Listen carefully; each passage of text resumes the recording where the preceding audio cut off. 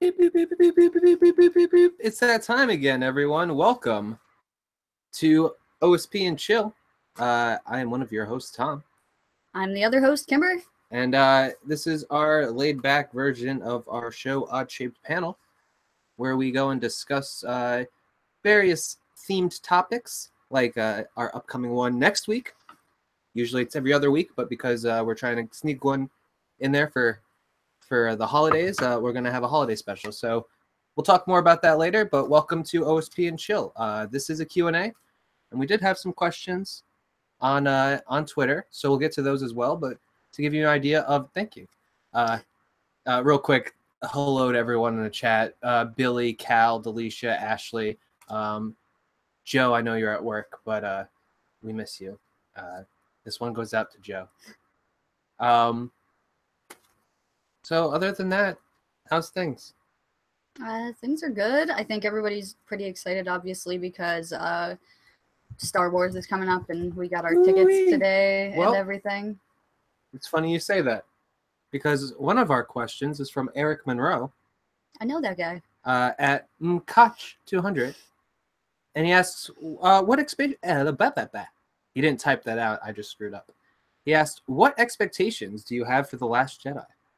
I have lots of expectations. I was a huge fan of what they did with Force Awakens, so I expect it to be as good as Force Awakens was, and to make me. I mean, I'm already planned to not wear makeup to go see Star Wars because I know that if I do, I'm just gonna cry and I'll have makeup streaking down my face by the end. It's true. I'm really excited to see Carrie Fisher. I love her, and I'm sure that's gonna make me tear up a bit. And the Gary alien. Yes, and there's an alien in the movie that's like a space version of her beloved French bulldog, which is my favorite type of dog, Gary, with the tongue sticking out. So yeah, I'm just really excited. Porgs are super, like, I'm into it. I got my porg right here. Oh, you already got him. So porgs, that's an expectation. Don't let Billy near him. Billy has wanted to. Anyone who wants to eat porgs is wrong. What about Chewie? No. Chewie's gonna try at least once. As long as the porgs, you're not saying the porgs are chewy. Oh, God. No, they're quite tender. All right, well, we got a bunch of other stuff coming up for you, but we may as well get into the news. Hello, Matt, and welcome, Eric. Eric is our Pokemon Go correspondent, and we will call him later. Also, Tom Zambino and Sam are here. Hey, guys. Did you say Delisha before? I did say Delisha, but she's well-deserving of two. Yes, two for Delisha then. Real quick, before we get into things, Tom Zambino recently sent me, we were on, Kimber and I were on Cars and Popcorn, Tom Zambino's show, and excuse me, and we were on there discussing Baby, which is Dean Winchester's car, is like beloved thing, and Tom really identified with it, and I ended up doing pretty well in trivia on his show, and he sent us a version of his own Baby. I want to make sure I get the car right. Yeah, 2017 Camaro ZL1. Check that out. I don't know if it is his car, but it reminded me of his car. If it's not his car, it looks like it, and maybe it's his dream car. I think, no, doesn't it even have the... Is his a 2017, though? I don't know. Is, good for you, man. He seems like he's on the up and up, but I could be wrong. Megan says she loves Dean. Who doesn't love Dean? Dean's the best. Sam's just there. All right. So now that we said hellos, one last one to Mac. Hello, welcome. And Megan. Oh, and Megan. And TJ. You guys keep sneaking in here. I'm trying to start the show. Extended to everyone after this point. So, was there anything in the news that you were excited to talk about first, or do you want to go down? First, I did see a question because this is a Q&A. I'm trying not to admit those in the chat. I think it was Billy asked what porgs would taste like, and it's safe to say chicken. Everything tastes like chicken. I like the explanation in the Matrix about chicken taste. So chicken. Well, okay, so they're definitely part bird. What's the, like, they're penguins, like a right? Penguin type thing. Owl penguin with a little, like, they got teeth. their face is almost like a little monkey face or something. So they're like simian It's like penguins? it reminds me of like a penguin with I feel like it would be... penguin with a Oh my god, capuchin Kimberbatch over monkey here. face or something. I would think it would be rubbery. I don't know why. Maybe it's that penguin aspect. Yeah, and if you haven't heard Benedict Cumberbatch failing at saying penguin, that's worth watching later. Yeah, he Penguin. he voiced a documentary and no one corrected him. He did it a lot. He said penguin wrong many times. All right. So we got a lot of Sam fun. asked that, I guess. They said in the chat. My bad. Sorry, Sam. We got a bunch of cool things to talk about, and one of them I'll lead in with a question. Randall Sands, our good buddy, he asked us, do you think Jurassic World Fallen Kingdom has a chance to live up to the legacy of the first, or just further drag the franchise down after what the first trailer showed us? We were actually, sorry about that, we were actually pretty hyped on the trailer. I liked the trailer for this one a lot. It looks really exciting, and I like the idea of like a disaster movie in dinosaur land. Real quick, I'm gonna change this topic. What did you do? It was because I was thinking about the movie being bad, and so I went to trash. But I don't want to assume all these movies are going to be bad. And so that is rude thing I was to say. I was even bringing that. Speaking of the I, Tonya trailer also came out. We'll get to that. Yeah. So yeah, that was a faux pas on Tom's part. I do not condone the use of that terminology. But anyone who knows me knows that I can't spell or type ever. I liked the trailer a lot. I think it looks really fun, and honestly, I enjoyed the last one. I thought it was just a good time to go see Jurassic World. Like, I understand the Jurassic World does not live up to like no, but I still enjoyed it. Jurassic Park, but it was still fun, and I think this one has more potential to do something interesting with the plot line that they're setting up in the trailer here. There was a female robot?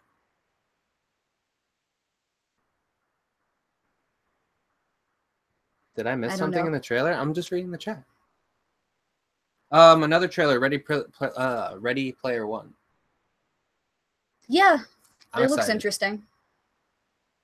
Lots of like Easter eggs in that trailer. If you go through, you were more like hyped about that than me. So well, I mean, that's just because it's such a weird. I don't know how I feel about it because I feel like my nostalgia button keeps getting hit like every 5 seconds because like the Iron Giant is in it. And like I even saw new characters like Tracer from Overwatch in it. So it's like I just keep seeing recognition stuff, and I don't know how much I am excited that that stuff is just included, or if I'm really excited about the premise. Because without that stuff, it feels like a Hunger Game. Yeah, like my issue is that I feel like we're just doing Wreck-It Ralph again, where is it like relying completely on the fact that you're recognizing all these characters from different stuff and seeing them all in the same place that's exciting, or are they actually going to do a good job? Because I have not read Ready Player One, but I've heard it's really good. So hopefully they do a good job, and they, you know, I enjoy it when I watch it. I just haven't read the book, so at the moment I'm just seeing all these characters being thrown at me, and I'm worried that it's going to be relying on that too much. Yeah, and real quick, back to Jurassic Park. Sorry, World. Mr. Barrett. Oh, hi, Dad. Says it looks really interesting, and he likes the plot line as well, like a disaster film with dinos. We said the same thing. Yeah. It's cool how there's this like, I'm not a big fan of like time bomb like plots where you have to beat like a certain time, but the fact that it's a cross genre kind of feel makes it more interesting. And I'm such a softie when it comes to stuff like this, but I was like, he's going back to try to save Blue. Like, that sucker punched me. Like, I got a little too invested in that moment, but I think it's like cute. Blue. He's our boy. Blue. Nobody. Jessica Jones season 2 trailer. Mm-hmm. That's exciting. We didn't get much. I think we got a little because I know David Tennant's slotted to be in season 2.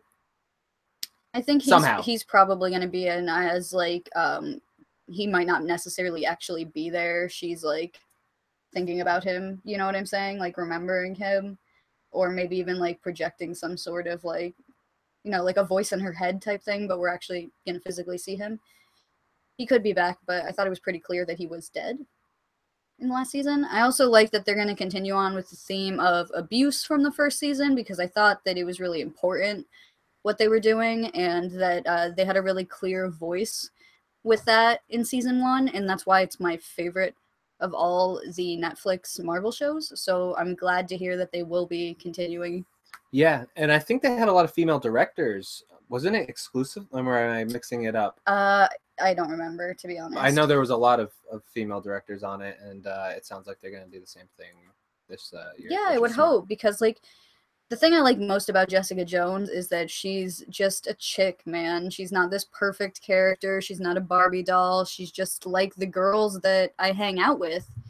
And she's been through a lot, and she's a tough character, as tough as any of these dudes, really. And I see a lot that I can relate to in a character like her. And I think when you do have women who are writing and or directing and doing things behind the scenes, that you're going to get a more real feeling character as to what women are actually like, and not just a guy writing what he thinks women are like. Now, since I'm king of the segues, wait for it.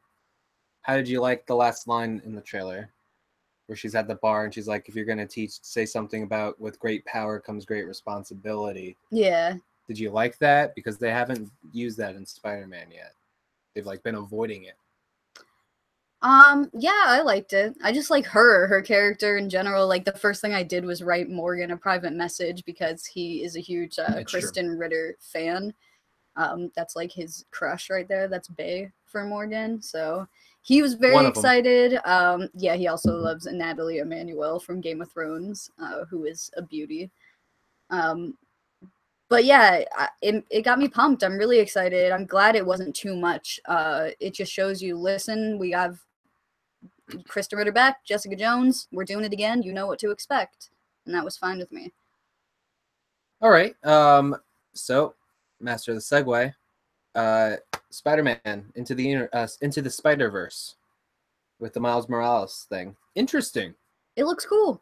It looks like stop motion. It isn't. It clearly is. I don't know. Clearly, it looks animated, not stop motion animated. Yeah, I liked the bit they did in the trailer, and I hope that it does carry over into the actual movie. But it looked like they were doing the animation, and then it kind of went into like a comic book frame thing. Did you see that? It like turned into like. I didn't see that. Oh, I did. When there's like action sequences, there was like some loud colors and stuff. But it literally, the whole like picture turned into a comic book thing. Don't Ang Lee. Man, I'm sorry. As long as they don't Ang Lee it. Like, do you remember the Hulk where they did that same thing and they were pulling out? No, I do not remember the Hulk. Oh man, it was bad. But when it's already animated, it should be fine. I was gonna say that. And I'm glad that they're doing a Miles Morales thing, because I like Tom Holland a lot, and I don't have complaints really. But it would have been cool if they had went a Miles Morales route there, because we've seen so much of Peter Parker. Like, we get it, we know, and Miles is lesser known and underappreciated, so it's cool to see him get some exposure. Yeah, for sure. And for you who don't know, Donald Glover, I was going to call him Childish Gambino, sorry. Donald Glover was voicing Miles Morales back in the day when they had the animated XD cartoon out. He plays the Prowler in Spider-Man Homecoming, who is Miles Morales' dad, who is in the animated. They showed him in costume. So I don't know if he's going to be back to voice that character. But I'm interested to see how far they go with this. If they do most of the Spider-Verse stories animated and then kind of bring it together for a Spider-Man movie, I could be really down with that. Because the big deal with the Miles Morales Spider-Man is that Peter Parker's dead. So but when he finds out that there is a living Peter Parker in another universe, it's his team uncle. up. Did you say dad? It's uncle. Oh, I meant uncle. I apologize. There's a lot in that sentence. Hi, Dub. Also, welcome Joseph, who popped into the room. All right, we got a few more here. Someone was mentioning The Shining before. I think it was Tom Zambino. This isn't The Shining, but there was a trailer for a Joaquin Phoenix movie coming out, which looks like a really cool slow burn. So, like, I had that. It has like a, I wouldn't say Kubrick, but definitely What am I trying to say? For which one? That you were never really here. That Joaquin Phoenix Hammer one. Yeah, I don't know what word you're looking for. I don't know. It looks cool. I'm really. It does look cool. Sorry, I was distracted by Tom Zambino because he's asking if someone can explain the science of frozen hot chocolate. I don't know about the science of frozen hot chocolate, but I think why it's frozen and also hot chocolate is because it doesn't just taste like chocolate. It tastes like hot cocoa specifically and a bit of marshmallow taste. I used to work at a coffee place and we made frozen hot chocolates, and they don't just taste like a chocolate frappuccino or something would. They taste like a frozen hot chocolate. They're delicious. To answer Ashley's question in the chat, Scarlet Spider is Kane, who is Peter Parker's clone from the 90s infamous Clone Saga. Dub brought it up. I think she was responding to him. Oh. Where was Dub? I'm just going to stop. Kane, in my opinion. I'm just going to stop talking. Here. No, I'm just pointing out why she was responding to somebody else. It was my fault. I wasn't reading correctly. But for those who don't know, there's a Spider-Man in Houston. Tom Zambino accepts my answer about the frozen hot chocolate. Okay. How'd you like that Day of the Dead remake trailer? It looks like garbage. I feel nothing when I watch that. It's not even like that. I don't like the idea that they're remaking it. The acting is really bad. If like it's the bad or the editing, because like I don't even have feelings enough to dislike it because I just felt nothing when I watched it. I just don't know how it's a thing. Let's see here. I got one more, I think. Oh, Attila Battle Angel. I was hoping Joe would be here for this. That's all you. Maybe I don't know. I'm not familiar with the anime, so I have no expectations going into this. So it's kind of like it's obviously similar to Ghost in the Shell because it's a cyborg movie. But the talent behind it's crazy. I think it's produced by James Cameron, directed by Robert Rodriguez. He's the dentist in Tango or Django. Django? You talking about Christoph Waltz? Yeah, Christoph Waltz is the scientist in it. It looks cool. I don't know anything about it, but at least I kind of see that as a positive because I won't have the like Ghost in the Shell expectations when I see it. I still haven't seen Ghost in the Shell, but yeah, to me it was a little weird to have like one animated looking character, or the villain looked animated too, but with a bunch of people, it messes with my head in a way I'm not a huge fan of. Yeah, I think it's supposed to give you that uncanny valley thing. It's not like a Superman's mustache uncanny value. It's like a purposeful, because they argue. Because I've watched a lot of those like Sophia, the android things and stuff like that. They make them uncanny on purpose because the human mind thinks it's even more unsettling if they look human. Yeah, I just don't care for that personally. I think there's some theory going into it. A lot of you guys are talking about them remaking Day of the Dead. Yeah, they are. And just to go back to that really quick, that's like one of my favorite Romero movies. I love Bub and the whole idea of the thing. It's just offensive, really, that they would remake that one. I would consider it pretty untouchable. And I think I saw Delisha or something mentioning that they liked the Dawn of the Dead remake. Me too. But Day of the Dead is a little bit... There's just something about it that's so perfect as it is that you can't really remake that. There's like obvious things. Like there's in the original, there's a sympathetic, kooky scientist, and he seems to be completely replaced with a lovely lady. Yeah, I don't care for that. Which is fine, but if her acting dictated like she was actually there for that purpose, but she just seems to have stumbled upon this thing, and it's kind of annoying. So just go watch the original and don't watch this mess. It's not going to be very good. Was there any other where I don't think have we talked about Infinity War? That came out between the last one, right? Yeah, I think so. I don't know what to say besides that people already haven't said in dozens and dozens of videos that have come out about it. But I mean, all I can say is I'm excited. It looks good. I'm excited about everything except for Thanos. He looks terrible, and they've taken a step backwards. I think they can with that. He looks like, I saw so many memes that were hilarious about that. But my favorite was when he was a California raisin, because he literally looks like a Yeah, but raisin that's head. literally what he looks like in the comics. Like, But what do you he want them looks to do? different. Have you seen the side by side of him in the first appearance of Yeah, Thanos? a big part of it though is he's not in his armor either, so he He's the doesn't look wrong as color. threatening. He looks stupid without the helmet. Like, everything is bad about it. There was no sun when you saw him last. We can disagree about it, but that's just how I feel. Oh no, I did a wrong button. Sorry. To boldly go, should we? Patrick Stewart is down for this proposed Quentin Tarantino. Yeah. J.J. Abrams Star Hard Trek R movie. Star Trek for no reason. Like, okay, bear with me here. Star Trek was pretty progressive, I think, right? First interracial kiss on television. And Quentin Tarantino is not necessarily known for being too progressive, so I hope it's not a giant step backwards for Star Trek. Yeah, I have lots of problems with Tarantino personally, and I'm not going to really get into him here too much, but he's not my favorite. He's just way too comfortable with the things he has to talk about. Yeah, I don't want to get into it here, but he's not my favorite. I know everybody loves him, but if you ever want to ask me why he's not my favorite, you can tweet me or private message me, and I'll talk to you about it a lot. I just don't want to waste a bunch of time here getting into some heavy stuff. But I don't think he fits in with Star Trek at all. I think it's a totally bizarre choice, and I don't see why Star Trek would need to be a hard R. Doesn't seem logical. That being said, I'm not like the world's greatest Star Trek fan, although I have really enjoyed these recent Star Trek movies.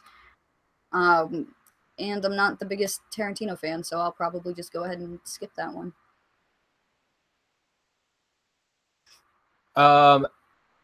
That's also. I'll give you my opinion on it. It almost seems like he did the movie so he could use language, because he could blame it on the setting. Anyway, our next topic. That's cold. A lot of people didn't like the opening to Coco. Oh yeah, this Frozen thing. Yeah. Is it because Olaf is obnoxious and nobody likes him? I think so. Well, a 20-minute short is not really like a short at that point. And I think you should advertise it too. And I think it's a bummer because there have been some really great Disney shorts at the beginning of animated movies they put out. Like, I love Feast, which is the little one about the dog getting snacks its whole life. It's really sweet. But 20 minutes is like really long time after you're already waiting through 15, 20 minutes of trailers for your movie to start. It turns it into like a ridiculously long experience. Yeah, for sure. Maybe, I don't know, maybe make it an optional thing where, hey, if you show up 20 minutes earlier to the runtime, you can watch this thing instead of the stupid trivia that they repeat 20 times. I don't know if they still do that. But I have heard that Coco was amazing. I really want to see it. We have not seen it yet. Funds are tight, so we were waiting to go see Star Wars instead. But I am looking forward to watching Coco. A lot of people have recommended it to me. Yeah, but they did pull the short out of theaters, and it was on a television special a few days ago, I think. So I guess that's fixed. Oh, I forgot what I was doing. Sorry, guys. So, Big Little Lies got renewed for season 2. Yeah, that's great. I liked Big Little Lies. It was I saw they got a whole bunch of nominations for Golden Globes, which doesn't terribly surprise me because of the cast of that show being a bunch of very famous and talented people, as well as having good performances all around and trying to say something on that show. It had some heavy themes to it, which can be award gold. So we watched them announcing all the nominees, and it was like Big Little Lies, Big Little Lies. We'll talk briefly about the nominees later on in the thing. We're not going to go and read them off because you can watch that on YouTube and see. Oh no, Kristen Bell, say it. Yeah. Who I'm surprised they didn't get anything. Don't stress if you get it wrong because nobody's nerfed. Nobody's nerfed. I love that show. The Good Place is amazing. But they didn't get anything. I know. This just in. The Good Place is amazing. So if you're not watching that show, you should be. The first season's on Netflix. Really good. Especially if you're a big fan of like shows like Parks and Rec. Because the Parks and Rec people worked on that show. Let's see what else we got. Oh.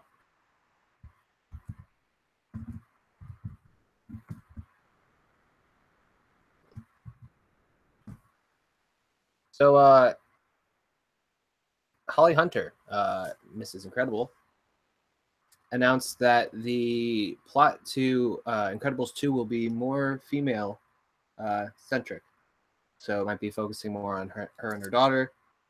That's cool as long as it's not just like because Wonder Woman's done well or something, like trying to like shoehorn in the girls. Like if it's purposeful and done well, I like it. Here's the thing though, I think the first movie was very much like a focus on like the male aspect of like fighting crime, like, you know, not having to, but feeling like you have to live up this macho thing and always fighting and stuff. It would be cool to get more of like their side of it. As long as they do a good job. I just like equality does not mean over correcting and doing it because you think you should. It means that if it's right for the script and the character, then you make it about the ladies. So as long as it's done and they're not just, you know, grasping at having that be a thing so that they get headlines and have people talking about it on their YouTube shows, then I'm into it.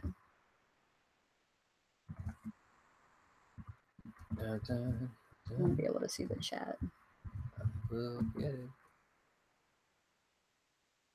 All right.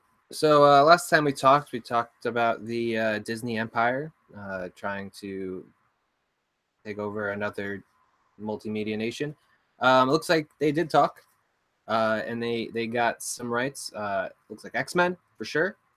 There might be some doubt about the Fantastic Four though, which is dumb. I think they already have the scrolls lined up for Captain Marvel. It'd be the perfect way to kind of introduce them and send them into their own space, because they're backtracking on movies now, which is smart.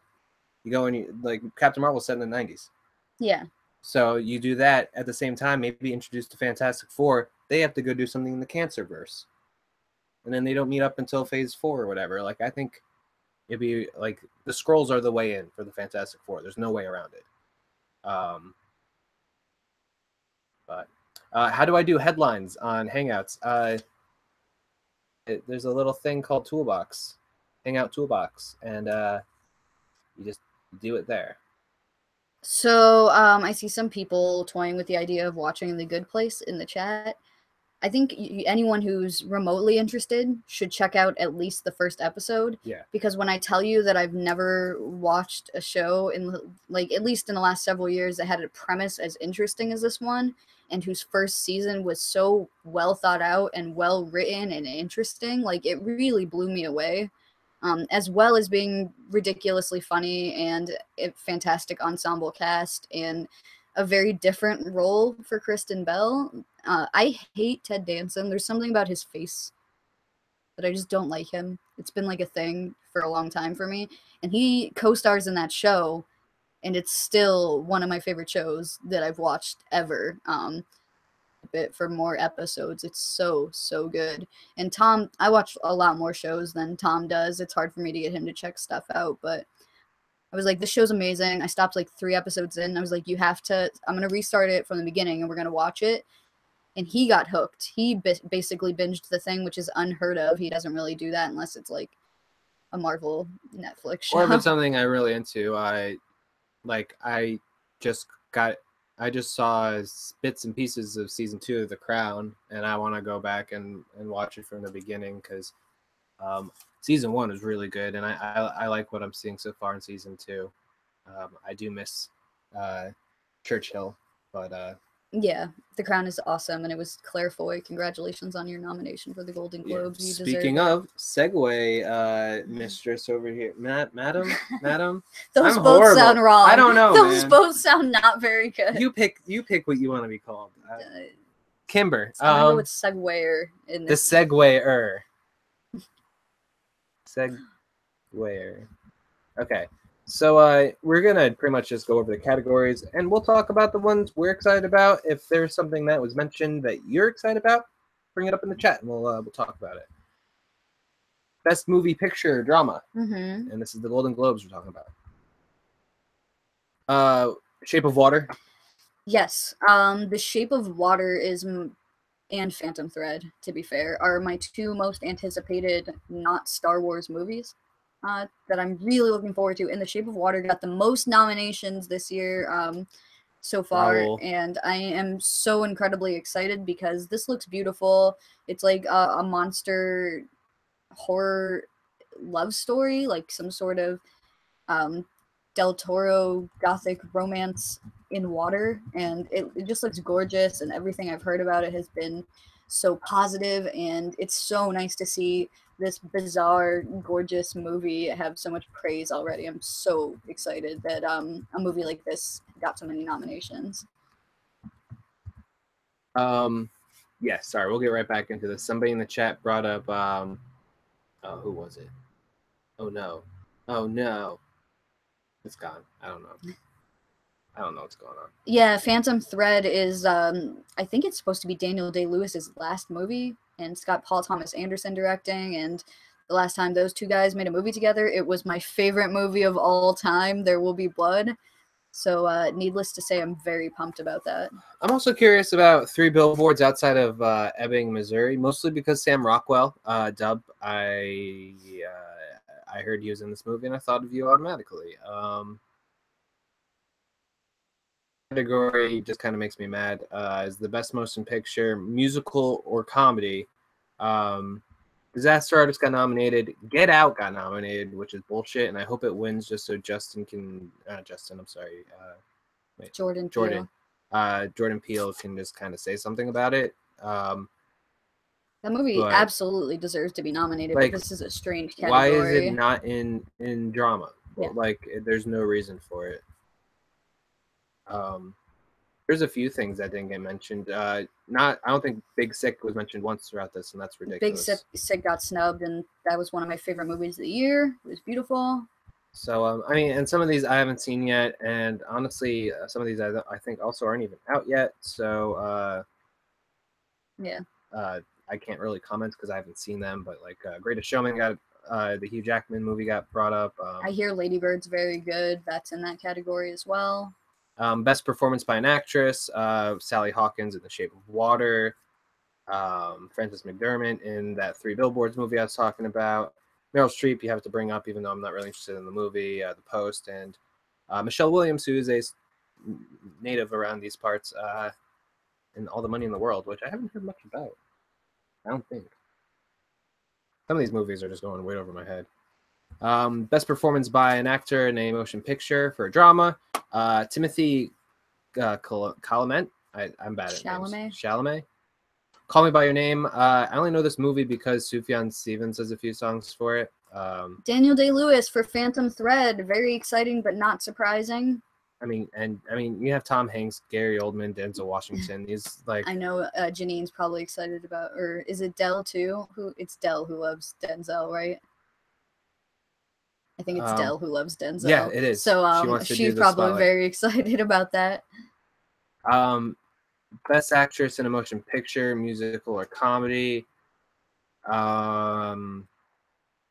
And then there, Judi Dench, no surprises there. Emma Stone, Margot Robbie for I, Tonya, which I've heard very mixed things about. Yeah, Lon had a really interesting take from Screen Junkies. From Screen Junkies. If you're interested, you can check out his Twitter at Lon's. It is Dell, and now Billy's getting Dell. He's doing his little ship hashtags over there, basically. Oh, hi, Raul. Best director, we got Del Toro, Shape of Water, yeah. Ridley Scott, All the Money in the World, Christopher Nolan, Dunkirk, Steven Spielberg, The Post, and Martin McDonagh. Yeah, for the Three Billboards. So the usual culprits and a new guy. Yeah. You know who else should be up there? Jordan Peele. Yeah, Get Out was so good, and or maybe kind of offensive to have it in a comedy thing, but that's like, I could do a whole show about that. Best performance by an actor in a motion picture. Steve Carell about the sexes. Didn't get a chance to see it. Ansel Elgort and Baby Driver. I'm sorry, Nolan. I don't see it. It's Elgort, and I don't see care. it either. Like, James Franco and Disaster Artist. Hearing mixed things. Hugh Jackman. And then Daniel Kaluuya from Get Out, and we were very excited to hear that because he was outstanding. But it's a musical or comedy again. Musical or comedy again. I didn't even catch that when we were watching it. Yeah. I thought he just got Best Actor.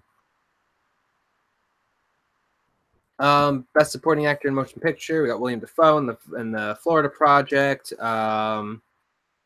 Richard Jenkins from The Shape of Water. Sam Rockwell in 3 Billboards Outside Ebbing, Missouri. Armie Hammer. This guy doesn't sound like porn name. Yeah.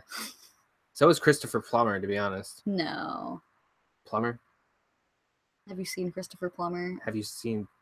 Okay, keep scrolling. Best Original Score in a Motion Picture. We got 3 Billboards Outside, The Shape of Water, Phantom Thread. I'm actually really excited to hear that soundtrack. The Post and Dunkirk. Best Screenplay in a Motion Picture. Shape of Water, Lady Bird, The Post, 3 Billboards, and Molly's Game, which came up a few times. Best Motion Picture, 4 language. I just like to say these out loud because they're cool names. A Fantastic Woman. First They Killed My Father. In the Fade, Loveless, and The Square. Best Animated Films, The Boss Baby. Yeah, I can't believe this Boss Baby is in here. I've heard it's terrible. The Breadwinner? I don't know what that is. I don't know The Breadwinner, Coco, or Ferdinand, or Loving Vincent, but Coco is in there, and I'm still excited to see Coco. I've heard it's great. I think Raul saw it. Was and Moana he's in the last chat, year? So, I guess Moana was a while ago, wasn't it? I just saw it late. Okay, here's my TV. category. Here we go. Best TV series drama. The Crown. The Crown is a gem that I feel like a lot of people missed. There was like shots fired this season. They have straight up portrayed the royal family in some very unflattering ways that have not really ever been confirmed historically. But honest. They feel honest. But it's not confirmed so much. I don't think that you will get a confirmation. Yeah, it could be considered very disrespectful to have the current living monarch and her husband, who is also still alive at 96 years old. They're going to give this poor Prince Philip a heart attack with some of this stuff. Maybe that's what they're trying to do. Which, as Morgan says, he's an unpleasant man, and he's certainly portrayed as such during this season of the show in particular. Claire Foy, I think her name is, amazing. Everything she does on that show, I'm sucked right in. Like, she nails the Queen accent. Oh, man. She does the Queen, like, wave, like, so perfect. And I didn't realize, like, I thought, like, that was just a regional thing, and then you go and you hear the actress speak, and it's completely different. And then she's like, no, like, no one in the world talks like her. I just assumed, like, that was just being around certain people. No, she really has her own. But she does a great job. In the little, yeah, Billy says the Royals hate the Crown. If I was the Royals, I would hate the Crown too, because really so unflattering this season. If it was that bad with no kind of source or backup, then couldn't they do a cease or desist? Like, if it's defamation? Like, if it's that bad? Yeah, I don't know. Yeah, you've heard some things about Prince Philip, but they've never been confirmed, especially not publicly. And this show is like, he's allegedly cheating like all the time, every chance he gets after they're married. Just the whole show. Yeah. Game of Thrones. Speaking of dicks everywhere. I wish more dicks on Game of Thrones. Come on now. Oh, sorry. I was thinking of American Gods. Handmaid's Tale. Listen, I watched the first episode of that show for a TV 3-way I did with Steven and Matt at Screen Mayhem, Mm-hmm. and that show is obviously very good and deserves awards, but it was like so too heavy for me. It hurt to watch at points. I watched a thing. It's the way they film everything. It's supposed to like keep you like just thematically though. It's really disturbing, and like anything that's about like taking women to like into servitude to have children for important men, like while their wife are in the room watching them be inseminated, I guess. It's just like, it was just a little much for me. Stranger Things. We like that one. It's a good one. And This Is Us. I've heard This Is Us is heavy too, but I have not looked into that one. Best performance by an actress on a TV series or drama. Claire Foy. From The Crown. We clapped. Yes, we clapped. Maggie Gyllenhaal for The Deuce, and The Deuce is another show. It's on HBO that I really liked this year. It's James Franco's on it, playing dual roles as twins. And she is, I guess you would consider her the female lead of the show. She plays a prostitute. It's a very good show, very interesting. I would recommend it. And bringing back The Handmaid's Tale, it can't be an easy show to watch. It can't be an easy film to make, or an easy show to have to live in. You know what I mean? So Elizabeth Moss also. Yeah, she does a great job. I know her as Peggy on Mad Men, and doing something very different on Handmaid's Tale and doing a great job. It's hard when the camera's this close to your face the whole time. They do really up close shots in Handmaid's Tale, and she's doing some really good acting just with her face and with her eyes, because most of it is portrayed with her being silent or saying very little, and a voiceover accompanying it of what's actually going on inside her head. Best performance by an actor in a TV series drama. Another This Is Us. Freddie Highmore in the Good Doctor. I haven't watched it.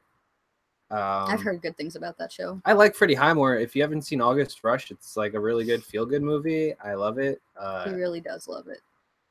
Bob Odenkirk, Better Call Saul, which is great for him because that's his first role. I mean, obviously not from Better Call Saul, but it's the same role. From Breaking Bad.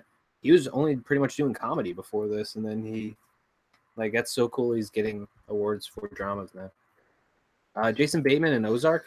And Liev Schreiber for Ray Donovan. I watched Ozark as well for a TV three-way. That was pretty good. It just seemed too similar to Breaking Bad and not as good, so I didn't finish that one. Best TV series, musical or comedy, Blackish. Marvelous Mrs. Maisel. I don't know any I've heard really good things about that show, actually. Master of None. Awesome. Smilf? Ashley, I think, was just talking about Smilf in the chat. I do not know what that one's about. A new show we started watching is Smilf. Is Smilf any good?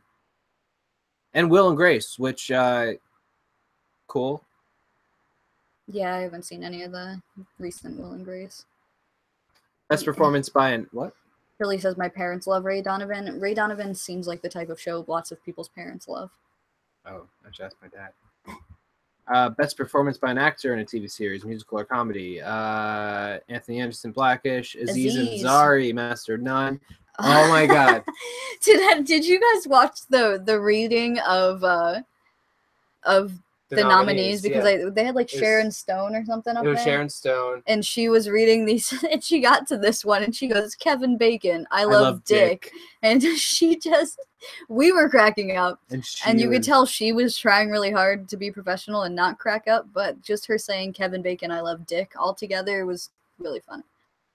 Well, it was because she paused. If she was just like, Kevin Bacon and I love Dick, it would have been fine. But she was like, Kevin Bacon, I love Dick.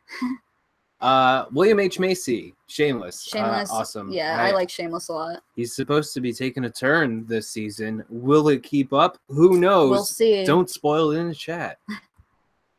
Eric McCormick for Will and Grace. Best performance by an actress in a TV series, musical or comedy. We got Pamela Adlon for Better Things. And then one we were very excited about, Alison Brie for Glow. Personally, I thought that the other actress in Glow outshined her a little bit, but definitely deserved. I'm surprised to not see more from Glow, because that was one of the standout shows of the year for me. We got Issa Rae for Insecure, Rachel Brosnahan for Marvelous Miss Maisel, and then Frankie Shaw for Smilf. I haven't seen a lot of these shows. Yeah, no, me either. Limited series or motion picture made for television. Big Little Lies, which you already talked about earlier. Fargo, I've seen bits and pieces. Looks cool. I haven't really gotten a chance to really get in there yet, but I've heard really good things. We're kind of starting to skim now because I just don't want to eat up all of our time together with this. Best performance by an actor in a limited series or motion picture made for television. This is a really good one. Kyle MacLachlan for Twin Peaks. So pumped for this. But I mean, they got some, well, really good and then interesting competition. I mean, you got Robert De Niro. He's going against Ewan McGregor, Jude Law, Jeffrey Rush. But that was the interesting one. Genius. How have I missed that show? What's I don't know what Genius that called? is. Best performance by an actress in a limited series or motion picture made for television. We got Jessica Biel, Nicole Kidman, Jessica Lange, Susan Sarandon, Sarandon, and Reese Witherspoon, 2 of which are from Big Little Lies and 2 of which are from Feud, Bette and Joan. So that's an interesting category, going head to head. Best performance by wait, did we say Reese Witherspoon? Yep. Okay, sorry. Best performance by an actor in a supporting role in a series, limited series, or motion picture made for television. These categories get long, longer as you go along. You get Dr. Octopus and Feud. And David Harbour is our standout here for this category with Stranger Things. We were excited to see that. Obviously, we're going to skim a little quicker here now. Yeah. Best performance by an actress, supporting role, limited series, Laura Dern from Big Little Lies, and she's also from Twin Peaks and many other things. Star Wars. Then we got two from Big Little Lies, Laura Dern and Shailene Woodley, and Michelle Pfeiffer and Dowd and Chrissy Metz, respectively, in their own shows. There's a lot of Lies shows. Yeah. And that's all of it. Yeah, I think there was a bunch for technical stuff too, but they've done those yet. I think they only did the first half or something. Oh, I thought. Oh, maybe are they being released tomorrow? I don't know. Oh, let's see. Do we have anything else? Oh yeah, we got one more thing because we just forgot to talk about it. I don't know what it is either. Did I spell that right? Yeah, you can take this one. All right. Amber has left the building. Huh? I said you left the building. Yeah, that's how excited I am. She's not excited at all. The Phoenix rises again, I guess. One last time until Disney does it again. So I don't know. I think they rushed into this way too quick. Again, we don't know if the Phoenix Force is an entity. I mean, it hasn't been presented as a multiple personality like it was in the original X-Men, but I don't know. It was such a cop-out to get out of Apocalypse. Now, I mean, it looks cool. I'll give it that, and I like Sophie Turner. Tom Zambino, you spelled the worst Tenacious D album wrong, and I don't know. I'm just not excited. But we got one more thing, and then we're gonna get our man on Route 411. Right, 411. That's who you call to get information. What year is this?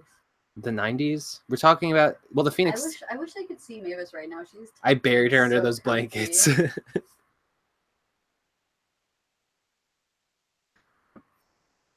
Least best is still great, Tom. Tom Zambino is so positive when it comes to Tenacious D. Tom Zambino that Rise of the Phoenix is terrible, but the roadie. He is the roadie. That song and that video are worth it. That one, I mean, and you get some pretty awesome Val Kilmer cameos throughout their music videos. Yeah. I don't know. I don't want to see Val Kilmer like that. He looks like great. Steve Bannon. He looks like he's been through some rough shit. Also, The Rock's daughter was at the ceremonies today. Looking like a cute girl version yeah. of The Rock. She real life Moana. She should play her, and then get her dad at least. Have you seen real life Moana though? Oh yeah, that's fair, right. She looks like Moana. Never mind. There already is a yeah. Okay, we got one left. So before we get to Hat Boy himself, we're gonna talk about well, what's on the thumbnail. Ryan Reynolds got cast as Detective Pikachu. I don't know anything about this movie. Apparently, Danny DeVito was supposed to play him at first. That's disturbing. Nightmare fuel. I mean, I could kind of see the voice kind of working. It's not like it's Danny DeVito. I mean, the thumbnail would be scarier. Yeah, that's what I pictured. That's exactly what I pictured.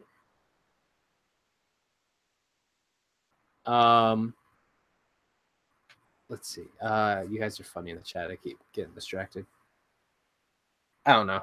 I'm curious though. Anyone who is curious to see how I feel about this topic, I made a video and it's on my Twitter. It's 8 seconds long.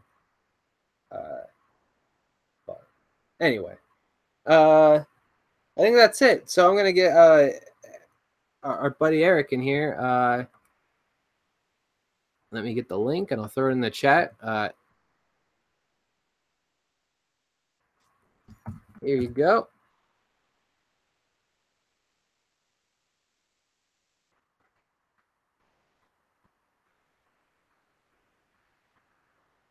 They went from Frank Reynolds to Ryan Reynolds. That's pretty funny. Who said that? Matt. Points. Matt gets points. They'll be here sitting next to his DVD.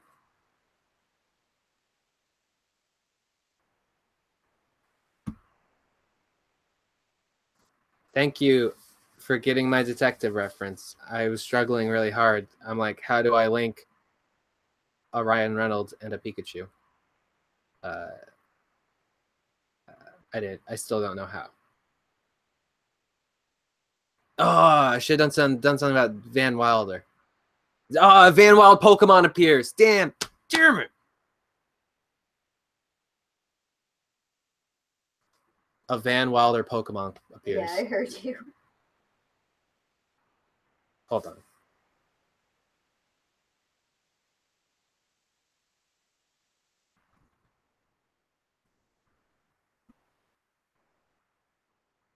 Have you changed it yet? No. You changed it. So, Are you getting a caller in or what? Yeah, I'm just waiting on Matt. Oh, okay. Whoa, Nightbot. Who gave you the authority? What happened? Nightbot's deleting Matt's. I you know that robot that hangs out in Digital and Dice's room? Mm-hmm. I invited him to our room. He taking measures into his own hands. I don't like it.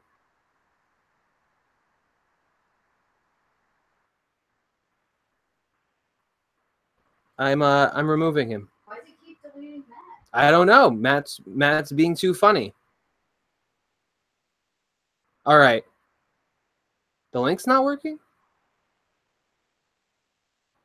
All right, the machines are turning against us. First, it's the link. I think it's because you laughed in caps. You weren't spamming though. I kicked the Nightbot out of the room.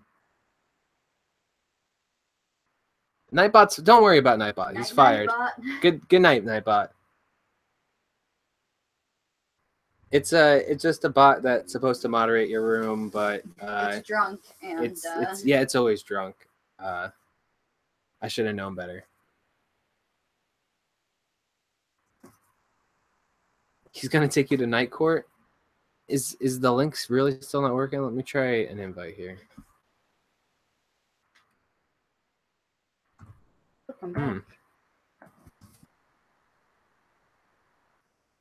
Eric, can you throw your email in your chat? Sorry, I went coach from Homestar Runner. Hey there.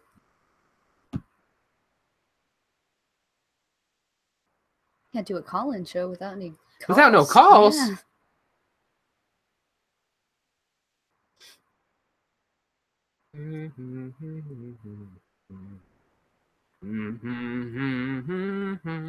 Then you can ghost ride your Ghost Rider Knight Rider. Dark Knight Rises. Martin Lawrence. Look at my cool shirt the from Black Janine. Knight. Janine sent me this shirt. Isn't it exciting? I'm still pretty happy about the Van Wilder Pokemon appearance. Yet mad at the same time. Because I would have definitely put that on the thumbnail. No, I don't do that. Hey Chase, welcome back. You didn't miss much, Chase. You want to delete his email out of the chat now?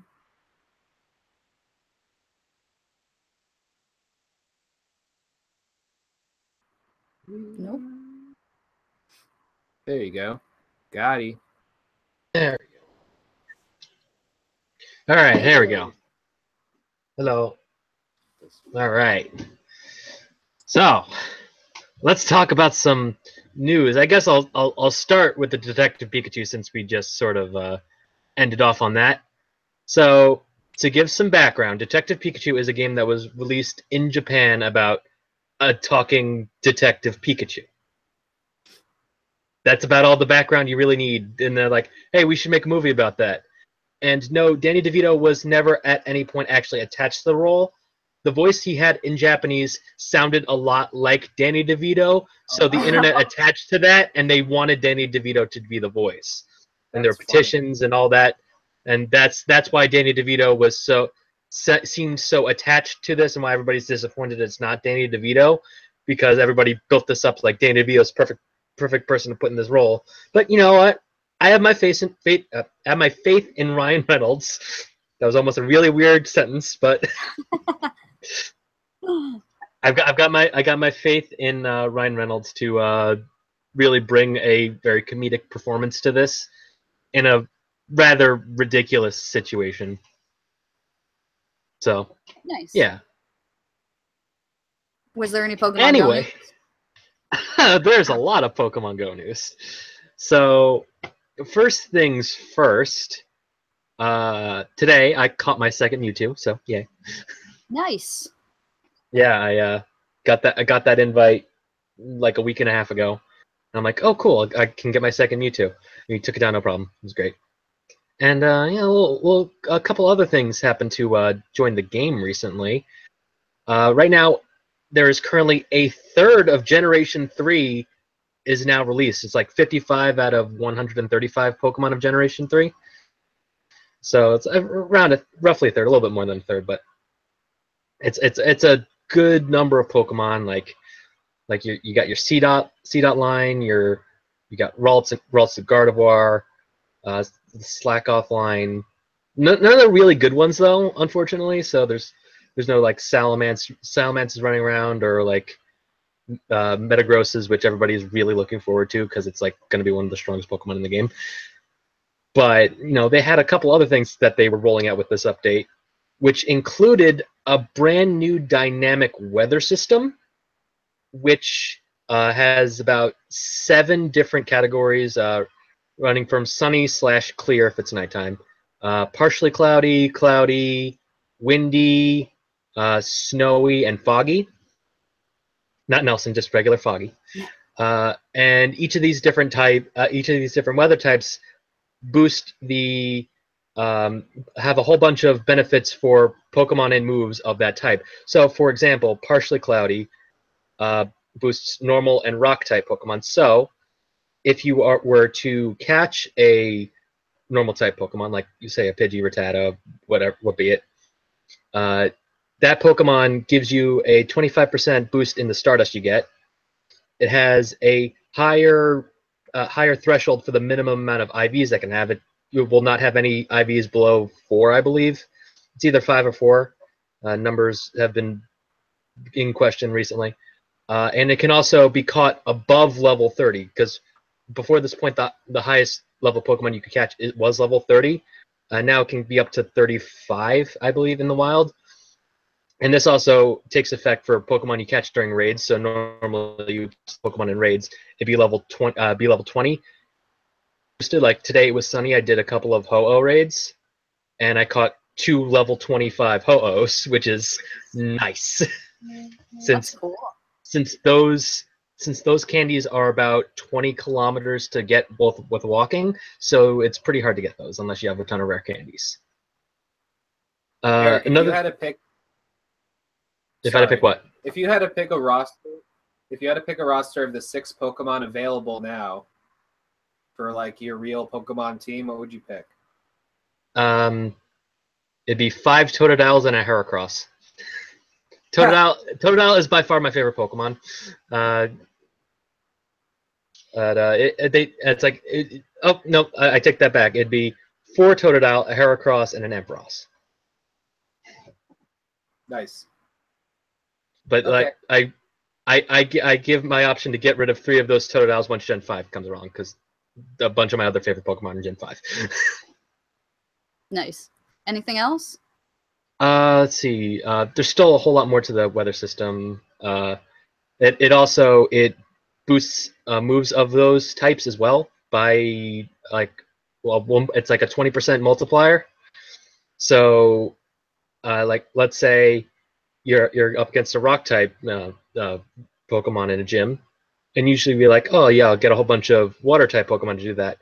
But if it's sunny out, then it's like it'll start suggesting all their grass type Pokemon that you have. So I was like, okay, cool. My double grass move Venusaur just got even more useful during this, so that's nice. And I also didn't mention this, but also all the Pokemon in the different weather conditions have a higher chance of appearing. So, like it was sunny all day today, so there were grass Pokemon all over the place. And so sunny is grass, fire, and ground. And since it's not, and so it only boosts Pokemon that actually spawn in your area. So it was a whole bunch of grass Pokemon, usually spawned, and picks it ever. So yeah. All right. Sorry, you froze there for a second. All right, no problem. Was there any other news that came out that you wanted to talk about quickly before we had to get to the next caller? What's some of the news? The whole Fox merger, the possible merger thing. It's like they just need to decide on whether or not they actually want to go through with that or not. I mean, yeah, like a lot of people are talking about how many jobs would be lost if that, and me, I'm just like, I want the Fantastic Four to be a part of the MCU. But it's like, it is what it is. None of our opinions are going to really affect whether or not this merger goes through or not. And we honestly just, if it doesn't go through, we got to look at the positives. If it does go through, we got to look at the positives. So either way, there'll be some positives that come out of it and some negatives that come out of it. That's my opinion on it. Okay, one last question before I ask you for your plugs. Is the paint scheme in your room based on Dr. Robotnik? No, it's not. Initially what had happened, we were just we were literally going through like Home Depot at the time, and they had a bunch of like sort of like example sort of things, and like I was flipping through and I saw essentially a room that was sort of like this, and I am like, hey Dad, I want my room to be something like this, because we were already going to redo my room, because like I had like put in hardwood floors and everything. I used to have carpet. Also used to have closet doors over there. But it's like they were about to be painted and we're just like, let's not even bother.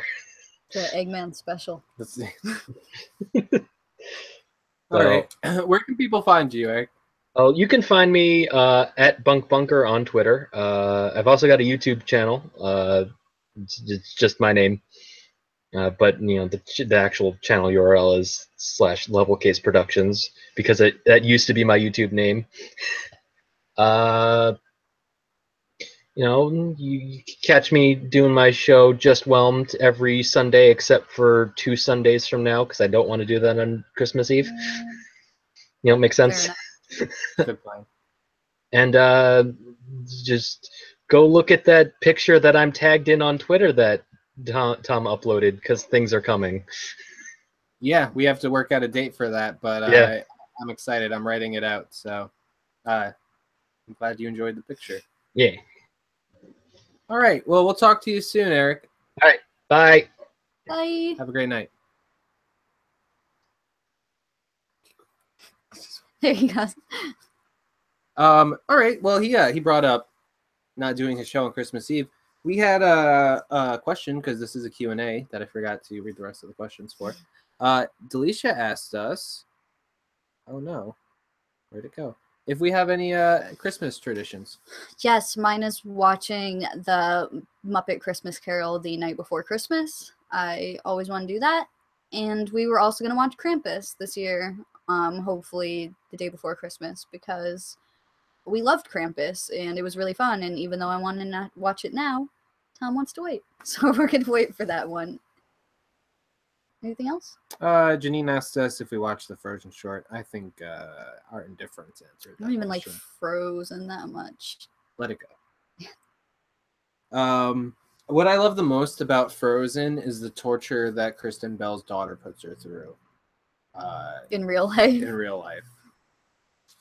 Yeah, Krampus is great. I love Krampus. And this week we're doing Hellhounds Unencrypted. Next week, instead of Wednesday, I have to change the date on the schedule on the YouTube because I forgot.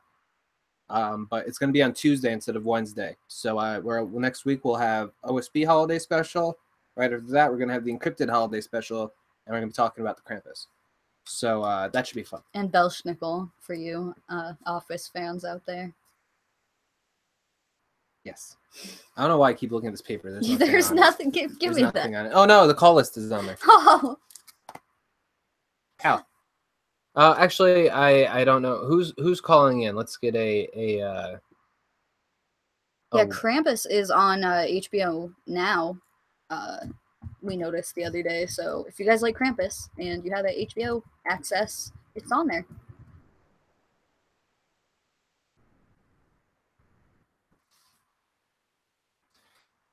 We're gonna watch Force Awakens tonight to prepare. Oh, I thought you wanted to watch the. See, here's the thing. All right, so I want to. Before we watch Force Awakens, I didn't watch any of the original trilogy. We didn't get a chance to. It kind of snuck up on us, and we were too excited about Force Awakens when it came out. So I've never watched Return of the Jedi to Force Awakens. So I'm curious. So to prep for this movie, I'm like, oh, all right. Well, this is kind of like the Empire Strikes Back of this trilogy. So does that mean I should watch Empire, Return, Force Awakens, and then I'm like, well, if I'm watching Empire, should I just watch a new? And I'm like, it's never gonna end. We should just watch Force Awakens. You got some people in there. Let's see. Because yeah, he wanted to watch them all, but I'm like, I know, like, do we need to watch those right now for that reason this week? Because we've all seen this original trilogy so many times. At least I have. I rewatch things a lot. Okay. Yeah, that is an unpopular opinion, at least with me there, Matt. Because I loved Force Awakens and Rey is bae. But I still love you, Matt. That sounded harsher than I meant it. Billy's like, you should watch The Phantom Menace. No. You know what? I would watch Phantom Menace over Rogue One any day. And I'd watch any of it over that holiday special. I'd watch the holiday special over Rogue One. I really did. All right. So I'm gonna try the link again. Hopefully it works out. Otherwise, I'm gonna have to get everyone's emails.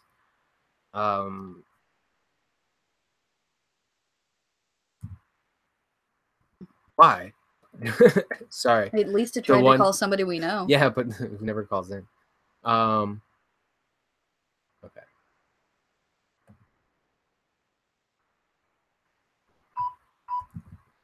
You know what that means? My phone's dying. That's for Ashley. Ashley, yes. Ashley, if you'd like to call in, then Billy, then yeah, Empire is my jam too. Yeah, Empire's my favorite. But that doesn't devalue Force Awakens in any way, shape, or form.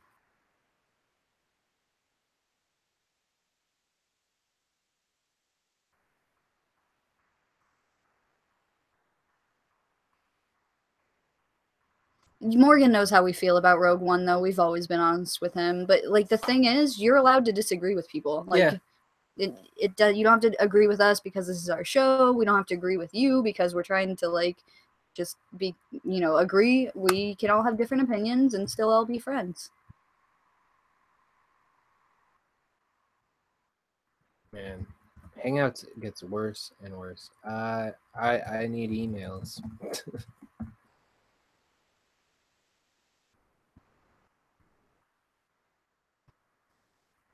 Google Hangouts. Always the worst. Getting worse. Google Hangouts. You'll float too.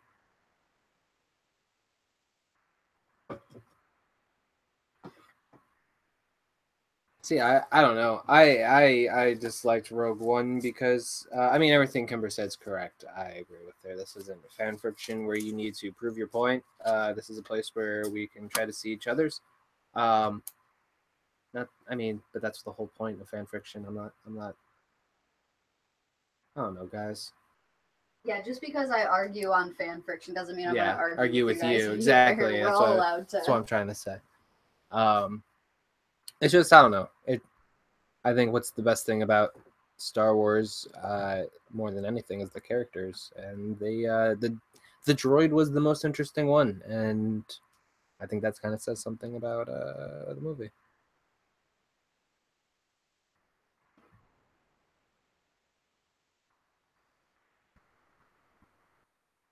Okay,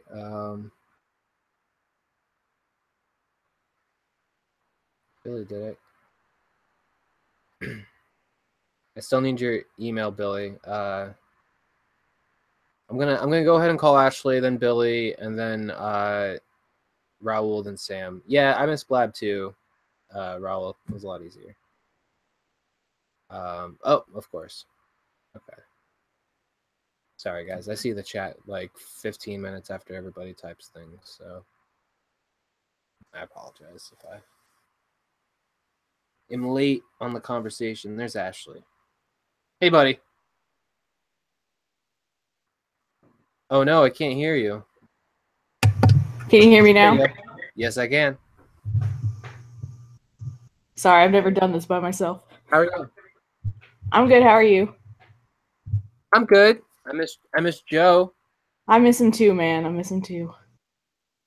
Okay. He's always with us. He's always in our hearts. It's okay. Right now he's scamming people out of their video games.